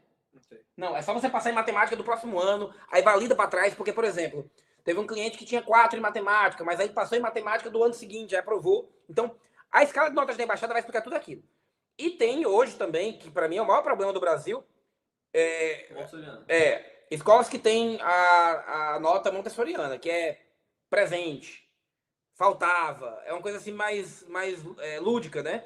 E aí Portugal tem muita dificuldade com... E milagrosamente a gente conseguiu fazer um reconhecimento de uma escola montessoriana com muito trabalho. Porque o que acontece? Você tem que justificar para aquela escola que está equivalente qualquer nota que você tem em relação a Portugal. Porque se você tirou 5 do Brasil, quanto que isso corresponde para Portugal? E sempre presente significa o quê? Nada. E aí o que acontece? A gente tem que solicitar na embaixada essa escala de notas, porque ela vai falar qual que é a nota que a escola trabalha e como que isso se aplica para a nota que Portugal trabalha. Isso. E aí, tendo essa documentação do histórico, mais o documento do cliente, o documento de identidade dele, a procuração, o certificado de notas da embaixada, a gente tem que se dirigir numa escola de nossa residência, né? Ou da minha, ou do Ramon, ou de alguma pessoa que é o procurador desse pedido. Ele entrega na escola, é um relativamente simples, questão de, às vezes, uma semana, 2, né? Fica pronto. Tem alguns processos específicos que acabam demorando muito mais, porque depende da escola, depende do documento do cliente, né? Mas, em termos normais de temperatura e pressão, é um processo rápido. Esse funcionário que trabalha com as pinças, ele faz no mesmo dia. Ele demora a receber, porque ele só recebe se tiver absolutamente perfeito. Inquestionável qualquer coisa. Eu acho que ele é a pessoa que mais me ensinou sobre documento que eu já tive na vida, mas faz muito rápido quando vai assim. Daniel Agora, Barros. se a educação montessoriana, é difícil. Mesmo com um pacote de vínculo sólido, caso no final a conservatória indefira o processo, julgando vínculos insuficientes, há possibilidade de recorrer quantas vezes? Vamos lá. Várias. Se for pela técnica jurídica, umas 4 ou 5. Pelo menos 3, né? Que eu já vi de cabeça eu tenho aqui. Você tem um recurso hierárquico da decisão administrativa. A impugnação judicial. A impugnação judicial. Tem reclamação. Depois tem a reclamação e depois também tem a ação de impugnação de direitos familiares. Se conseguir enquadrar nesse sentido, sim. Aí, mas veja bem, existem também diversos outros critérios, né? Porque antes de você... Isso eu tô falando judicial. Ainda dá para fazer muita coisa também no administrativo. E também a questão de que o Ramon está falando, que é o caminho tradicional, que você vai discutir só a legalidade daquele processo. Mas se você for discutir uma parte mais constitucional, uma violação a algum princípio constitucional... Inúmeras. Algum princípio que defenda o seu direito, isso vai para a Corte Europeia, isso vai para o Tribunal da Constituição Europeia. Agora, a questão aqui não é se, né, você ganha, é quando. Porque às vezes você vai demorar tanto para ganhar aquilo que talvez não pareça como vitória. Agora, porque imagina, você vai fazer vínculo, a lei fala lá, por exemplo, no caput sobre viagens regulares. Se você analisar do ponto de vista humanitário, as viagens regulares significam, na técnica da palavra, dinheiro.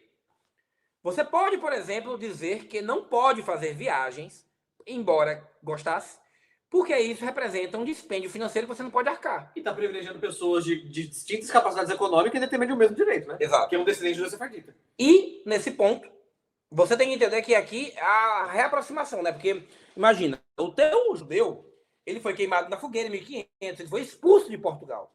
Obviamente, aquele judeu perdeu o vínculo com a comunidade portuguesa. E está você, 500 anos depois, tentando restabelecer esse vínculo.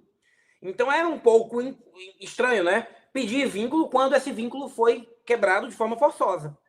Então o que acontece? Existe aqui uma discussão que pode ser para além da tradicional, que é a questão de que você estaria impondo, na verdade, um critério financeiro para obtenção da nacionalidade, o que é inconstitucional. E aí a gente iria, por exemplo, ao Tribunal de Funcionamento da União Europeia questionar essa questão. Então tem vários caminhos aqui para serem seguidos e que vão depender muito do caso concreto, né? E do tempo, né? Imagina que você está sem advogado e você faz aquilo dali e traz para o advogado muito rapidamente, ele consegue recorrer todas as vezes. O problema maior, por exemplo, é quando a pessoa procura advogado depois do prazo. Você tem inicialmente o prazo de recurso ali de 30 dias. Se você procura advogado 40 dias, a gente tem que entrar com ação rescisória, por exemplo. E aí vai trazer uma outra dinâmica para o processo. Então depende aqui é como fala aquele ditado americano, né? The early bird eat the worms. Se você acorda mais cedo, você come os vermes. Se você fosse passarinho, né? Obviamente. Ok, Fátima Dayana fala que deu entrada no processo na CIL em julho de 22, até agora não saiu, tá quase saindo, viu, Fátima? Acredito que saia a qualquer momento, porque a CIL está emitindo os certificados do segundo semestre de 2022. Bom, fica de olho no teu e-mail todos os dias, também na caixa de spam. Tá certo? Rani, eu tenho uma dúvida. Por exemplo, a da Fátima protocolou em julho de 22, pagou o donativo em maio de 24. Aqui o prazo de pagamento do donativo impacta nesse julgamento ou é julgado pela data do protocolo?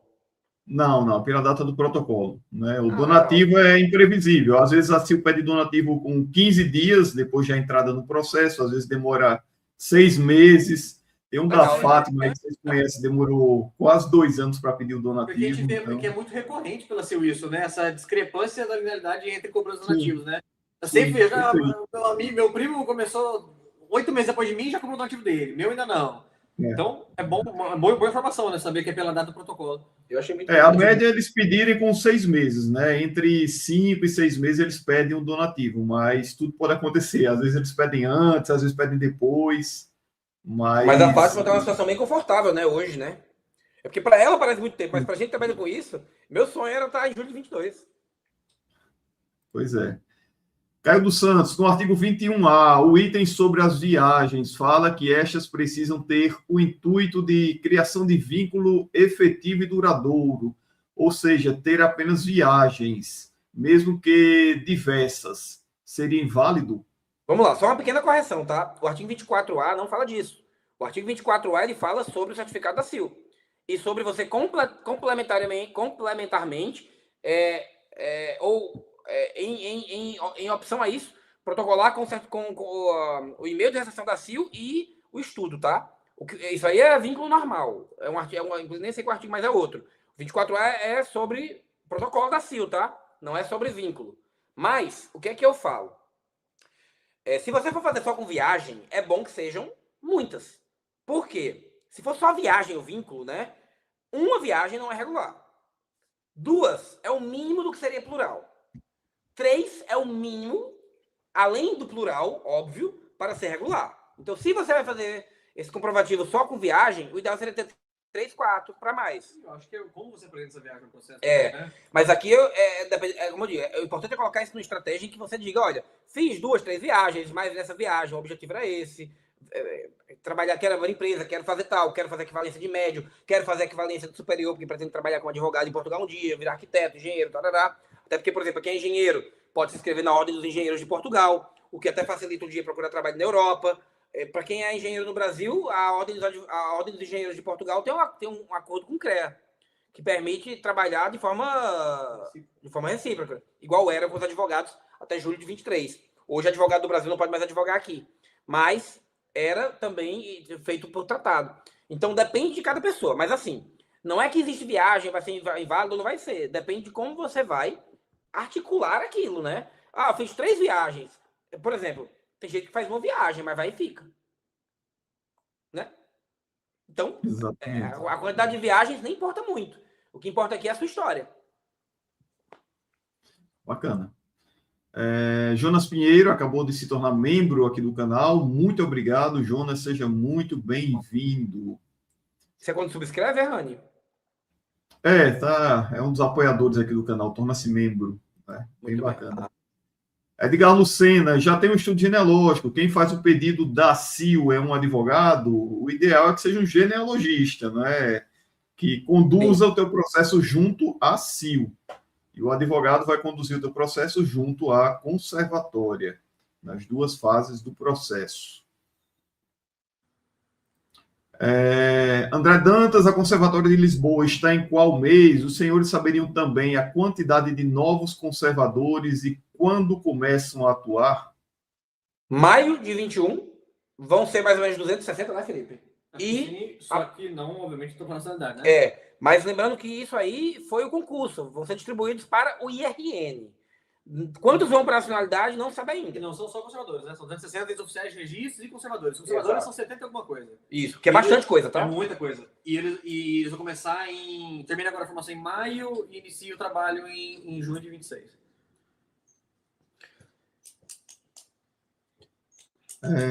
Siga vídeos, boa tarde, ótima live. Desculpa, entrei agora. Já foi falado como está a situação para quem ainda não ingressou com o processo de cidadania pela via sefardita?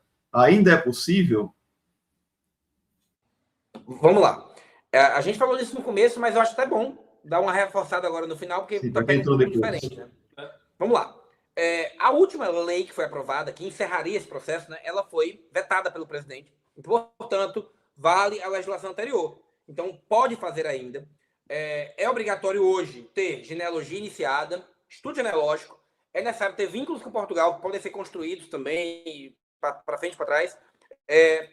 Tem que ter aqui o protocolo antes da alteração. No dia 1º de abril, agora, volta a ser discutido a vetação do presidente, o veto do presidente e na Assembleia. Articular de novo como esse texto vai ser passado. Então, hoje você precisa de ter genealogia, precisa ter vínculos com Portugal e os documentos civis naturais. Não precisa residir os 3 anos em Portugal, porque isso nunca foi regulamentado. E, para ter o mínimo aqui, proteção de confiança e segurança jurídica, protocolar até o final de março seria o ideal cenário, porque você estaria aí protegido das discussões que vão vir. Ramon, quanto tempo vai discutir isso depois de abril? Não sabe. Pode ser muito rápido, porque isso já foi discutido e está voltando, né? Então, isso é um assunto já conversado. Vão agora só chegar nos finalmente do que é que vai ser adequado ali para ter uma adequação à decisão do Tribunal Constitucional, que julgou inconstitucional, por exemplo, a perda da nacionalidade por cometimento de crimes e o quê? A retroatividade da lei. Mas a revogação do inciso determina essa questão da sefardita pode ser mantida. E isso não é de um todo inconstitucional, tá bem? Então, pode protocolar, tem que fazer isso com brevidade por uma questão de segurança jurídica e, ao mesmo tempo, ter o processo de nacionalidade iniciado. Ok, Samia Ricarte, o processo na conservatória é dado como entrada no momento do pagamento do donativo, ou seja, daquela taxa, na data do envio da documentação para a conservatória ou na data do recebimento da chave? Quando é que começa a contar o processo na conservatória? Vamos lá, uma correção só. Ela está falando donativo, mas eu vou... conta daquilo. É a data... Se você mandar por carta sozinha, conta da data que a carta chega na conservatória. Não é na data que eles abrem. Eles vão abrir 4 meses depois. Mas é contado para efeitos de processo a data que vai constar nos correios do recebimento na conservatória. Não é quando você envia da sua casa. Ou como diz aqui em Portugal, na data de entrada no serviço. Isso. É na data da... ou seja, o critério ele funciona na data... Muito, muito bem falado. Na data de entrada do serviço. Se você manda por carta da sua casa 10 de abril, chega na conservatória 15 de abril, vai contar 15 de abril. Ou seja, nesse caso, não vai contar do pagamento da taxa. E não importa, abrindo o processo 4 meses depois, emitir a chave 8 meses depois, que é muito comum. Exato. Que é enviado físico por correio, às vezes demora 1 ano para Exato. a chave de acesso. Por exemplo, a sua avó que você fez sozinho no tempo demorou 4 meses, né? Demorou 8 meses. Passar a chave. Então, agora, se é feito por advogado, o protocolo coincide com o pagamento da taxa. Porque a gente faz o protocolo com o pagamento da taxa. O pagamento da taxa, para quem faz com advogado, é o ato que inicia. Depois dele é que fica submetido. Então, você vai ter a submissão do processo, que vai dar esse pontapé inicial. Então, o recebimento da chave é um ato faseado, que ocorre ali, só para dar a possibilidade ao requerente, o direito de consultar aquilo. O que vai contar aqui, para quem faz com advogado, é o pagamento da taxa, que é, coincidentemente, a data da submissão. E para quem faz sozinho, é a data que aquela carta chega na conservatória. Ok, pessoal, não esqueçam seus likes, viu? Deixe seu joinha aqui embaixo na descrição do vídeo, extremamente importante aí para nós continuarmos crescendo e levando essas informações aí para vocês. Inscrevam-se também no Genealogia para Iniciantes. João Pedro, boa tarde. Em processos de neto de abril de 22, podemos ainda ter fé em 4 anos de conclusão ou já podemos contabilizar no mínimo 5 anos? Depende. Esse processo está em Portugal, está em Lisboa ou está em Porto? Né? Mas a idade da pessoa, É. quem protocolou em 22 teria prioridade a depender da idade que a pessoa, que o interessado tinha. Porque quem protocolou até 22, quem tinha mais de 70, Felipe? 80, já caminhava com prioridade. Aí tem um julgamento antecipado. Mas o ponto é, os julgamentos de neto estão sendo também prejudicados em razão da quantidade de processos judaicos. Perceba que, apesar de eles separarem por tipo, mas aquilo tudo ali, hoje processo de casamento, tudo está demorando mais ou menos a mesma coisa, tá?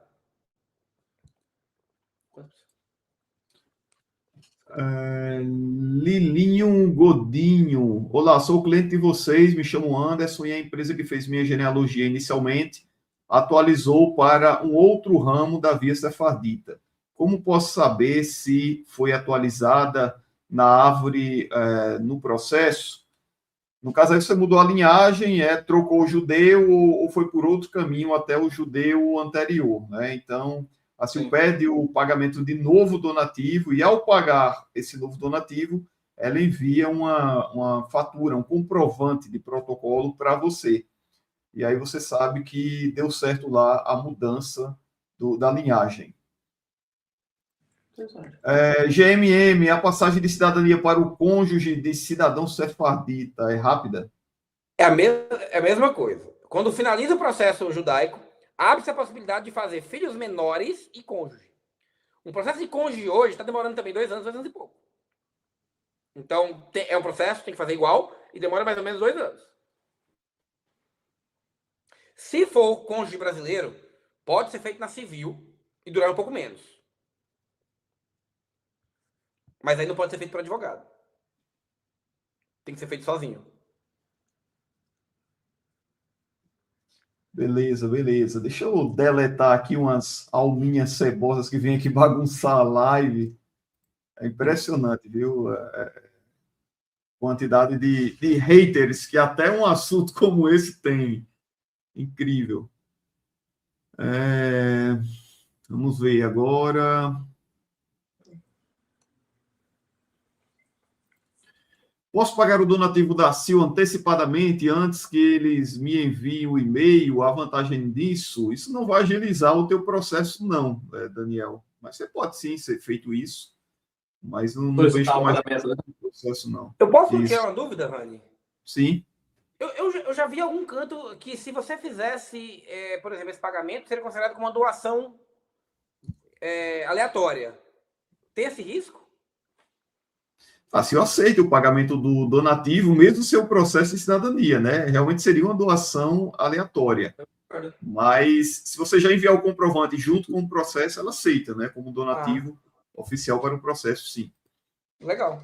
Caio dos Santos, e como atitudes de aderência a clubes portugueses ou associações de judeus sefarditas, por exemplo, firmaria esse vínculo sem ter, de fato, a viagem associada? Eu acho que não. Eu acho que isso é uma leitura muito antiga, porque até 2019 se exigia vínculo para processo de neto. E era muito comum naquele tempo ter uma associação a clubes por um período superior a 5 anos, para valer. Ao Vasco da Gama, aos hospitais, né, da Portuguesa também, que tinha muito disso. Recife, inclusive, tem, né, Rani? Um hospital da Portuguesa gigantesco. Então, o que acontece eu acho que hoje esse negócio de clube português é uma coisa muito fraca em termos se você pudesse classificar a prova com peso, seria o menor peso possível. Eu acho que hoje o que Portugal quer é ver que você tem capacidade de trabalhar na Europa, de viver na Europa, tem capacidade de ter uma vida social financeira, mais do que isso, tá?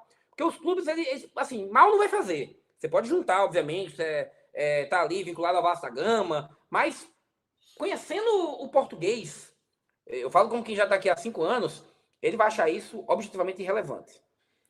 Ele vai dizer o que é que interessa para Portugal, que você é vinculado ao clube lá do Brasil. E eu acho que é muito discrepante, né, entre outra possibilidade de vínculo, quando você fala de viagens, né, e eu vou contrapor, não vou viajar, mas eu vou me associar a um clube, né, Isso. unicamente falando. É. Eu acho muito isolado. Que ele pergunta, afirmaria esse vínculo sem de fato ter a viagem, sem a viagem nada, tá?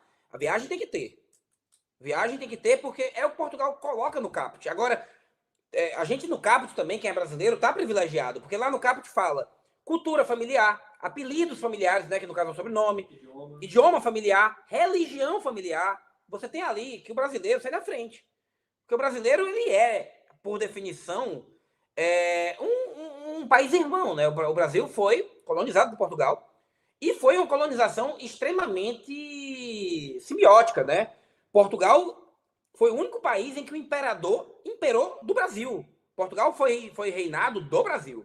Então foi um tipo muito embora que haja, né, discussões sobre isso tudo, mas foi um tipo era extensão do território nacional, tanto que quem era brasileiro era considerado como português nascido no exterior. Eu digo quem estava, né, a serviço da coroa no Brasil. Era português nascido no exterior, não era brasileiro.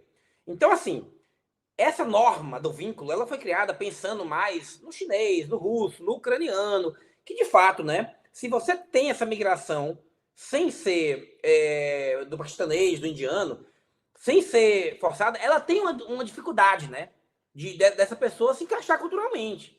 Tem mesmo, tá? Porque eu digo porque eu viajei pro Japão e lá no Japão nós temos uma dificuldade gigantesca de comprar pão, de comprar uma Coca-Cola, né? Porque no Japão não se fala inglês, por exemplo, que é o que a gente estaria ali mais próximo de tentar se comunicar. Então, você concorda que se você vai para a China e tenta viver lá, você teria uma dificuldade de adequação natural.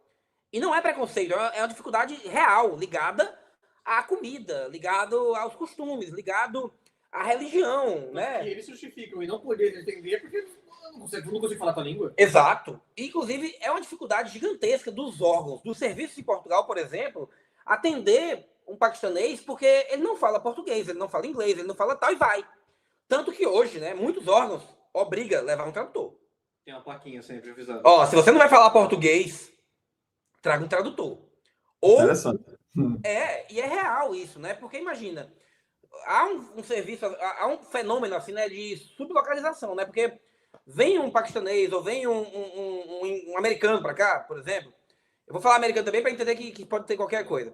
E o que acontece? Você namora um americano, você trabalha no canto só com americanos, e aí acontece que às vezes você, mesmo aqui em Portugal, vai se relacionar só com sua própria cultura. E aí você não aprende português. Eu morei nos Estados Unidos. Tinha muito amigo meu que namorava brasileiro, trabalhava em restaurante que o dono era brasileiro, passava o dia conversando com brasileiro, aí estava lá 10 anos na América e não falava inglês. Aí dizia, mas eu tô aqui na América e não falo inglês. Não. Integração zero, né? Você não quis integrar, né? Eu, por exemplo, quando fui a primeira vez assim, eu queria não ver, por mim, se eu visse um brasileiro, eu mudava de bairro, porque eu queria ver americano, eu estava encantado com o mundo novo. E eu aprendi, e eu falo muito, né? Então, meu inglês foi explodiu em 3 meses, porque eu só falei inglês 3 meses. Eu não falava uma palavra português, porque eu não queria. Com brasileiro eu falava inglês. Então, o que acontece? O brasileiro, quando chega em Portugal, e eu vou falar agora o que acontece na vida real. Minha mãe, por exemplo, ela foi me visitar nos Estados Unidos, amou a cidade, mas não moraria. Porque minha mãe, por exemplo, adora o McDonald's. Chegou lá, ela pediu 2 hambúrgueres, recebeu um caramelo, um sundae de caramelo.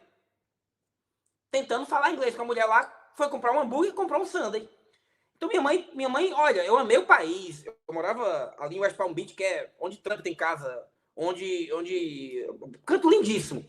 Mas minha mãe, por exemplo, não gostou, porque não conseguia viver normal, fazer as coisas básicas, né? Ligadas ali à dignidade da pessoa humana, que é comprar um McDonald's. Então, quando o brasileiro chega em Portugal, cara, a gente vai no banco, conversa. O cara fala, não, tem que pagar aqui a manutenção da conta. Aí você fala, eu sei o que é manutenção de conta, posso pagar. Vai explicar para o indiano o que é manutenção de conta. Ele não tem ideia do que você está falando. Assim como a gente, quando vai para o Japão, não sabe também muitas vezes o que está pedindo, o que está fazendo. O Japão ainda ajuda um pouco, porque é muito cosmopolita, né? Mas o caput da lei fala do brasileiro porque você tem uma integração cultural quase que automática. Até porque a colonização portuguesa, ela é uma colonização basementada na fecundização. Ou seja, o português ia para o Brasil para virar pai das pessoas. Então, tanto é que nunca teve revolta. Porque ali, tradicionalmente, eram os filhos das pessoas que iam criando. Filho virou neto, virou bisneto. Tanto que você hoje tem processos e mais processos no Brasil, porque são todos filhos, netos e bisnetos portugueses. Todo mundo encontra, sempre tem alguém. Não digo porque, por exemplo, tem fenômenos de outras colonizações, por exemplo, uma inglesa na Índia, que era quase que um tabu o inglês casar com a indiana, porque existia ali um preconceito social muito grande, né? O português não, o português adorou o Brasil, adorou o sistema, se encaixou muito bem, criou relações de família, construiu junto, tanto que você tem os palácios no Brasil que são lindíssimos. A coroa fez para ela, não foi para ficar, né? Então, o brasileiro tem o caput, né? A gente já tem ali a integração social e cultural que Portugal quer. O que falta a você é demonstrar ali minimamente agora adequação. Olha, eu consigo viver em Portugal, eu consigo trabalhar, e os brasileiros são muito bem recebidos em Portugal, justamente por esse motivo. Nós somos um povo educado, nós somos um povo que a gente pede com licença, por favor e obrigado, né? Isso é do brasileiro. Então, por exemplo, teve um caso, eu sei que isso é, né, estranho, mas na Inglaterra está tendo muito problema, porque, por exemplo, teve lá um pessoal que foi flagrado jogando lixo no rio Tâmisa, né? O pessoal que era indiano. Então, tem essa diferença cultural, que eu não vou nem falar que fez aquilo ali por maldade nem nada, mas lá na Índia joga. E tá tudo bem. Tem bactérias lá que até Deus duvida da existência. Se você for tomar um banho ali no Gengis Khan, não, como é o nome do rio lá? No rio lá, que até se crema corpo, joga ali também. Para eles é tudo bem, joga um defunto, joga comida, joga tal. E não é uma questão de má fé cultural. Só que, para o inglês que estava lá e viu o indiano jogando o lixo no Tâmisa, aquilo dá um choque cultural gigantesco. Porque é como você ir para Paris e jogar no Rio Sena, né? Então, o brasileiro, por exemplo, quando vem para cá, normalmente não faz isso, né? Então, tem um entrosamento cultural quase que instantâneo. Então, o brasileiro tem vínculo já ali, quase que nativamente. Aí, se você faz 1 ou 2 viagens, 3, faz um NIF, faz um conta em banco. Aí você, para você ter uma ideia, seu ensino médio no Brasil equivale aqui. Então, você tem ali um entrosamento quase instantâneo. Agora, é um trabalho de formiguinha também, e tem que ser feito esse trabalho.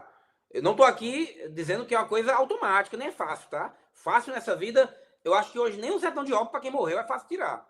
Tudo dá trabalho, tudo tem burocracia, tudo tem ali um caminho próprio para ser feito. E Portugal é o país dos caminhos, tá? Obrigatórios. A gente tem uma norma que a gente fala aqui que nada em Portugal se resolve de primeira. Nunca você vai em Portugal num órgão fazer uma coisa e sai com ela feita. Primeiro você vai, aí a pessoa ali tem que encontrar uma coisa, um defeito para você ter que voltar.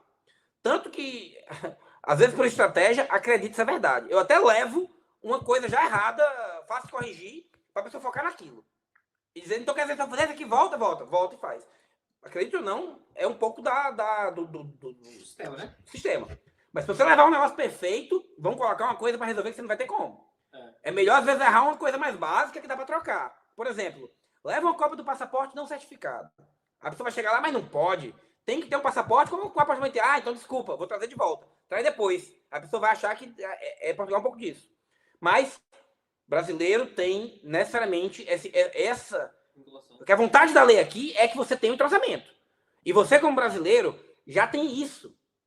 Olha, você vem para Portugal, vou virar Uber. Você já sabe pegar a rua, norma de trânsito, porque é muito parecido com o Brasil. Tá bem? Ok. Vamos agilizar um pouquinho aqui, porque tem umas perguntas bem interessantes. O Jonas Pinheiro pergunta se 3 viagens a passeio são suficientes para Portugal. É aquela história, né, de como você apresenta no processo, que o Ramon está falando da última pergunta, né? O motivo da viagem, como foi essa viagem, e aí com tentar sempre unir, né, com o fato de ser brasileiro, falar português, faz um NIF, tenta abrir uma conta em banco, faz uma lei de ensino secundário, e aí vai construindo, né, o enredo. Imagina agora, fez 3 viagens, mas nunca mais voltaria. Não é vínculo, né? Beleza. Jonas PC81, caso seja um documento faltante no processo, a conservatória pode fazer assim ou acelerar a emissão do certificado e assim finalizar o processo? Pode, porque assim, o que acontece se a conservatória chegar nesse ponto, né? Raramente chega, tá? Eu nunca vi, por exemplo, chegar. Mas a conservatória oficia a CIO, né? E fala, porque assim, tecnicamente falando, a conservatória, caso não tenha certificado, ela tem que analisar o relatório. O relatório que o Rani faz. O que o conservador vai fazer? O conservador não entende de relatório genealógico. Ele não vai analisar aquilo, ele oficia a CIO. Olha, e fulano? O que é que há aqui? Aí o que é que a CIO faz? Passa na frente. Indiretamente acaba acontecendo. Que é mais simples, né? Do que não responder. Mas eles se comunicam entre eles de ofício. Ok. O Engie Rocha. Olá, amigo. É feito o processo de repasse da cidadania por via sefardita em andamento para o cônjuge do aplicante principal? Em andamento não faz. Em andamento, o direito concluído. O direito só vai quando é concluído. Perceba que você só tem nacionalidade portuguesa após isso. O que quer dizer assim, naturalização, né? Então, vamos supor que você se torna português aos 35 anos. Você era brasileiro do 0 aos 35, e depois dos 35 você é brasileiro e português. Então, se você tiver um filho após, já nasce português. Basta fazer o registro. E sua esposa, com quanto tenha 5 anos de casado, pode pedir logo na sequência. E aí tem que fazer a transcrição do casamento, que é o quê? Português casou no estrangeiro. Português vem para a conservatória, comunica que se casou no estrangeiro, registra esse casamento em Portugal e a partir desse momento ele habilita a esposa a solicitar a nacionalidade. Exato. Ele fala assim, dei entrada em 2021 antes de conhecer a minha esposa e agora possuo união estável na Nova Zelândia com ela. Como seria o processo para adicionar ela na minha aplicação? A única chance aqui é se você fizer um reconhecimento judicial da união estável. E aí, depois de fazer o reconhecimento judicial da união estável, tem que fazer o reconhecimento de sentença estrangeira. Então, aqui você teria que fazer o reconhecimento judicial da sua união estável no seu país.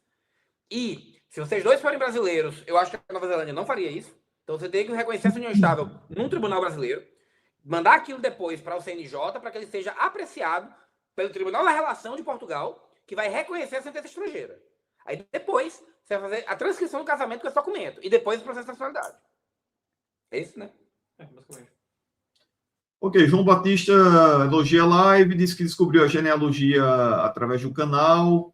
Minha pergunta é, para quem está começando hoje ainda, dá tempo de conseguir? O que me indicariam fazer? Vai depender da sua árvore genealógica. Se já tem um judeu sefardita na sua árvore genealógica, se está documentado, né? Se dá para fazer esse estudo genealógico. Se tiver tudo ok com a genealogia, vai dar tempo sim, da entrada aí. Administrativamente dá. O trabalho técnico do protocolo dá. Eu protocolo 1000 processos até o final do mês. Né? Mas tem que estar alinhado com a possibilidade de se tornar uma possibilidade real. Ou seja, vamos supor que você termina a sua árvore, o Rani, que é entendedor disso, diz, olha, dá para fazer relatório daqui, aí vale a pena dar um shot. Mas se não tiver nada muito, muito concreto, não. A mesma pergunta da Ju Toledos, né? Se a empresa vai dar a entrada na CIO essa semana, se ainda daria tempo entrar com o processo. Dá sim. Até porque, perceba, a gente está dia 10 de março, não é isso? 10 ou 11? 10. A discussão inicia de novo no 1º de abril. Com algum golpe de sorte, a gente consegue aí abril, maio, junho. Quem sabe quando isso vai acontecer agora, né? Então, dá tempo. Ajuda. Ela fala que o marido já foi a Portugal e tem um CPF de lá, né? Acha que ajuda no processo dele? Tem que ajuda, né? É o que a lei pede. Basicamente, ela está dando cumprimento à determinação legal. Isso. Até porque esse NIF, né, que ele tem, ele é anterior, né? Então, vai demonstrar que já tem um vínculo um pouco mais extenso, né? É bom? Pergunta interessante aqui do E. Pascoal. Saudações. Existe alguma lei portuguesa que garanta prioridade processual para deficientes físicos ou para idosos? Não. Para deficiente físico, o que você tem aqui é a prioridade no atendimento quando você for à conservatória. E isso não se estende para idoso. Idoso em Portugal não tem prioridade de atendimento. Só algumas situações bem específicas. De incapacidade, né? Então, a deficiência física em Portugal não é um critério que vai acelerar o teu processo, mas ele te dá a possibilidade de ser atendido com prioridade. Ou seja, o processo não vai caminhar mais rápido. Mas se você for na conservatória para tomar informações, você vai ter uma senha prioritária. Mas o seu processo não é prioritário. Até porque não existe, né, motivos pelos quais se vislumbra o porquê seu processo precisaria tramitar com urgência em razão de uma deficiência física. Aí entra a questão dos requisitos da urgência, né? Por exemplo, por conta da minha condição, tem um tratamento que Portugal fornece que meu país de origem não fornece. Sim, aí você pode pedir urgência. Por exemplo, mas seria o contrário, né? Porque, por exemplo, a médica que está encabeçando isso é no Brasil, né? Da polimia. Não, Então, historicamente falando, o Brasil é mais avançado na medicina que Portugal, né? Mas nesse caso, não há muito como justificar, tá? A necessidade do processo de nacionalidade caminhar rápido em razão de uma deficiência física. Inclusive, muita gente, né, processo de neto, protocolava, né, e dizia, tem urgência. Aí você, mas você protocolou o processo aos 88 anos. Se você esperou 88 anos para protocolar esse pedido, por que ele é urgente agora? A pesquisa demorou, né? Não, porque imagina, né? Quem tem interesse, na verdade, é o neto, que tem 22 e quer morar na Europa. A senhora de 88 anos não tá nem aí para isso, né? Normalmente. E aí, a gente já teve despacho da conservatória que falava, né? Olha, a pessoa não teve urgência nos primeiros 88 anos da vida dela, ela vai esperar normal agora esses 3. E eu acho que em alguma parte isso faz muito sentido. Chivila, oi Rani, sou cliente dos doutores. Tenho uma pergunta. Estou realizando as viagens para criar vínculos. Realizei viagem em fevereiro, estou com a próxima para maio e a outra em novembro. Excelente. Muito bom. E venhamos e convenhamos, né, Chivila? Não é nenhum castigo, né? Vir a Portugal, né? E ficar aqui uns dias, né? Comer bem, comer bacalhau sem ser salgado, viver bem um pouquinho, né? Período mínimo. Não, isso não tem, porque o que importa para aqui é a vinculação, né? Você fica o quanto gosta de ficar, mas o importante é os carimbos ali no passaporte, né? Mas conexão não adianta, né? Não serve. Não é que não adianta, é porque tem que entender qual o objetivo e qual o critério, porque a conexão é em Portugal, mas, por exemplo, se você estiver indo para a Alemanha, mas fizer a conexão em Portugal, o carimbo vai sair de Lisboa. Uhum. Então, depende muito do contexto. Ninguém vai estar questionando assim, mas tem um carimbo, mas você ficou 4 horas. Não, você veio a Portugal.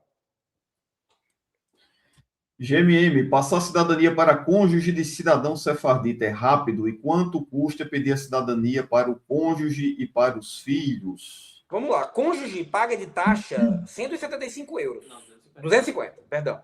Filhos menores não pagam, tá?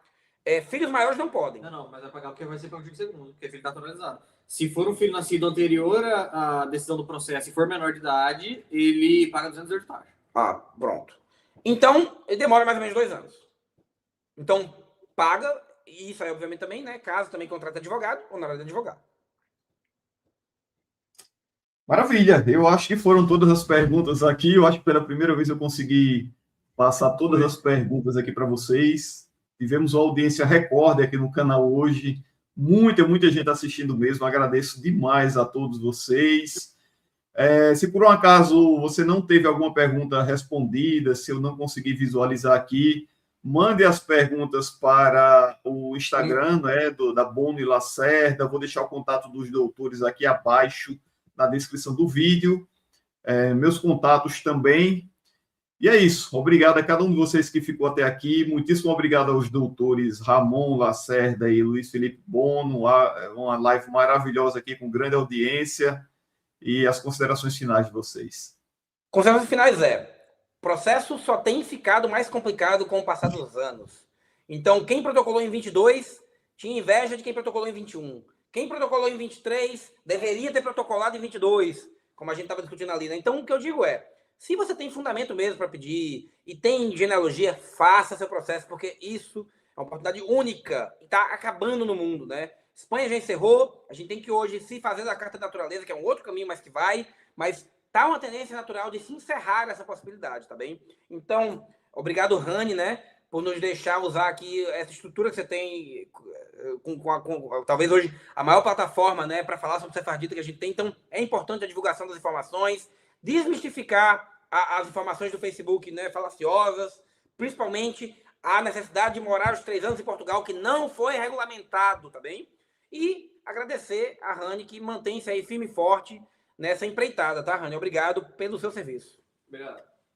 Obrigado, gente. Obrigado a todos. Não esqueçam de deixar o like, se inscrever aqui no canal, hypar o vídeo, que eu não sei nem direito o que significa isso, mas hype o vídeo. Hype, né?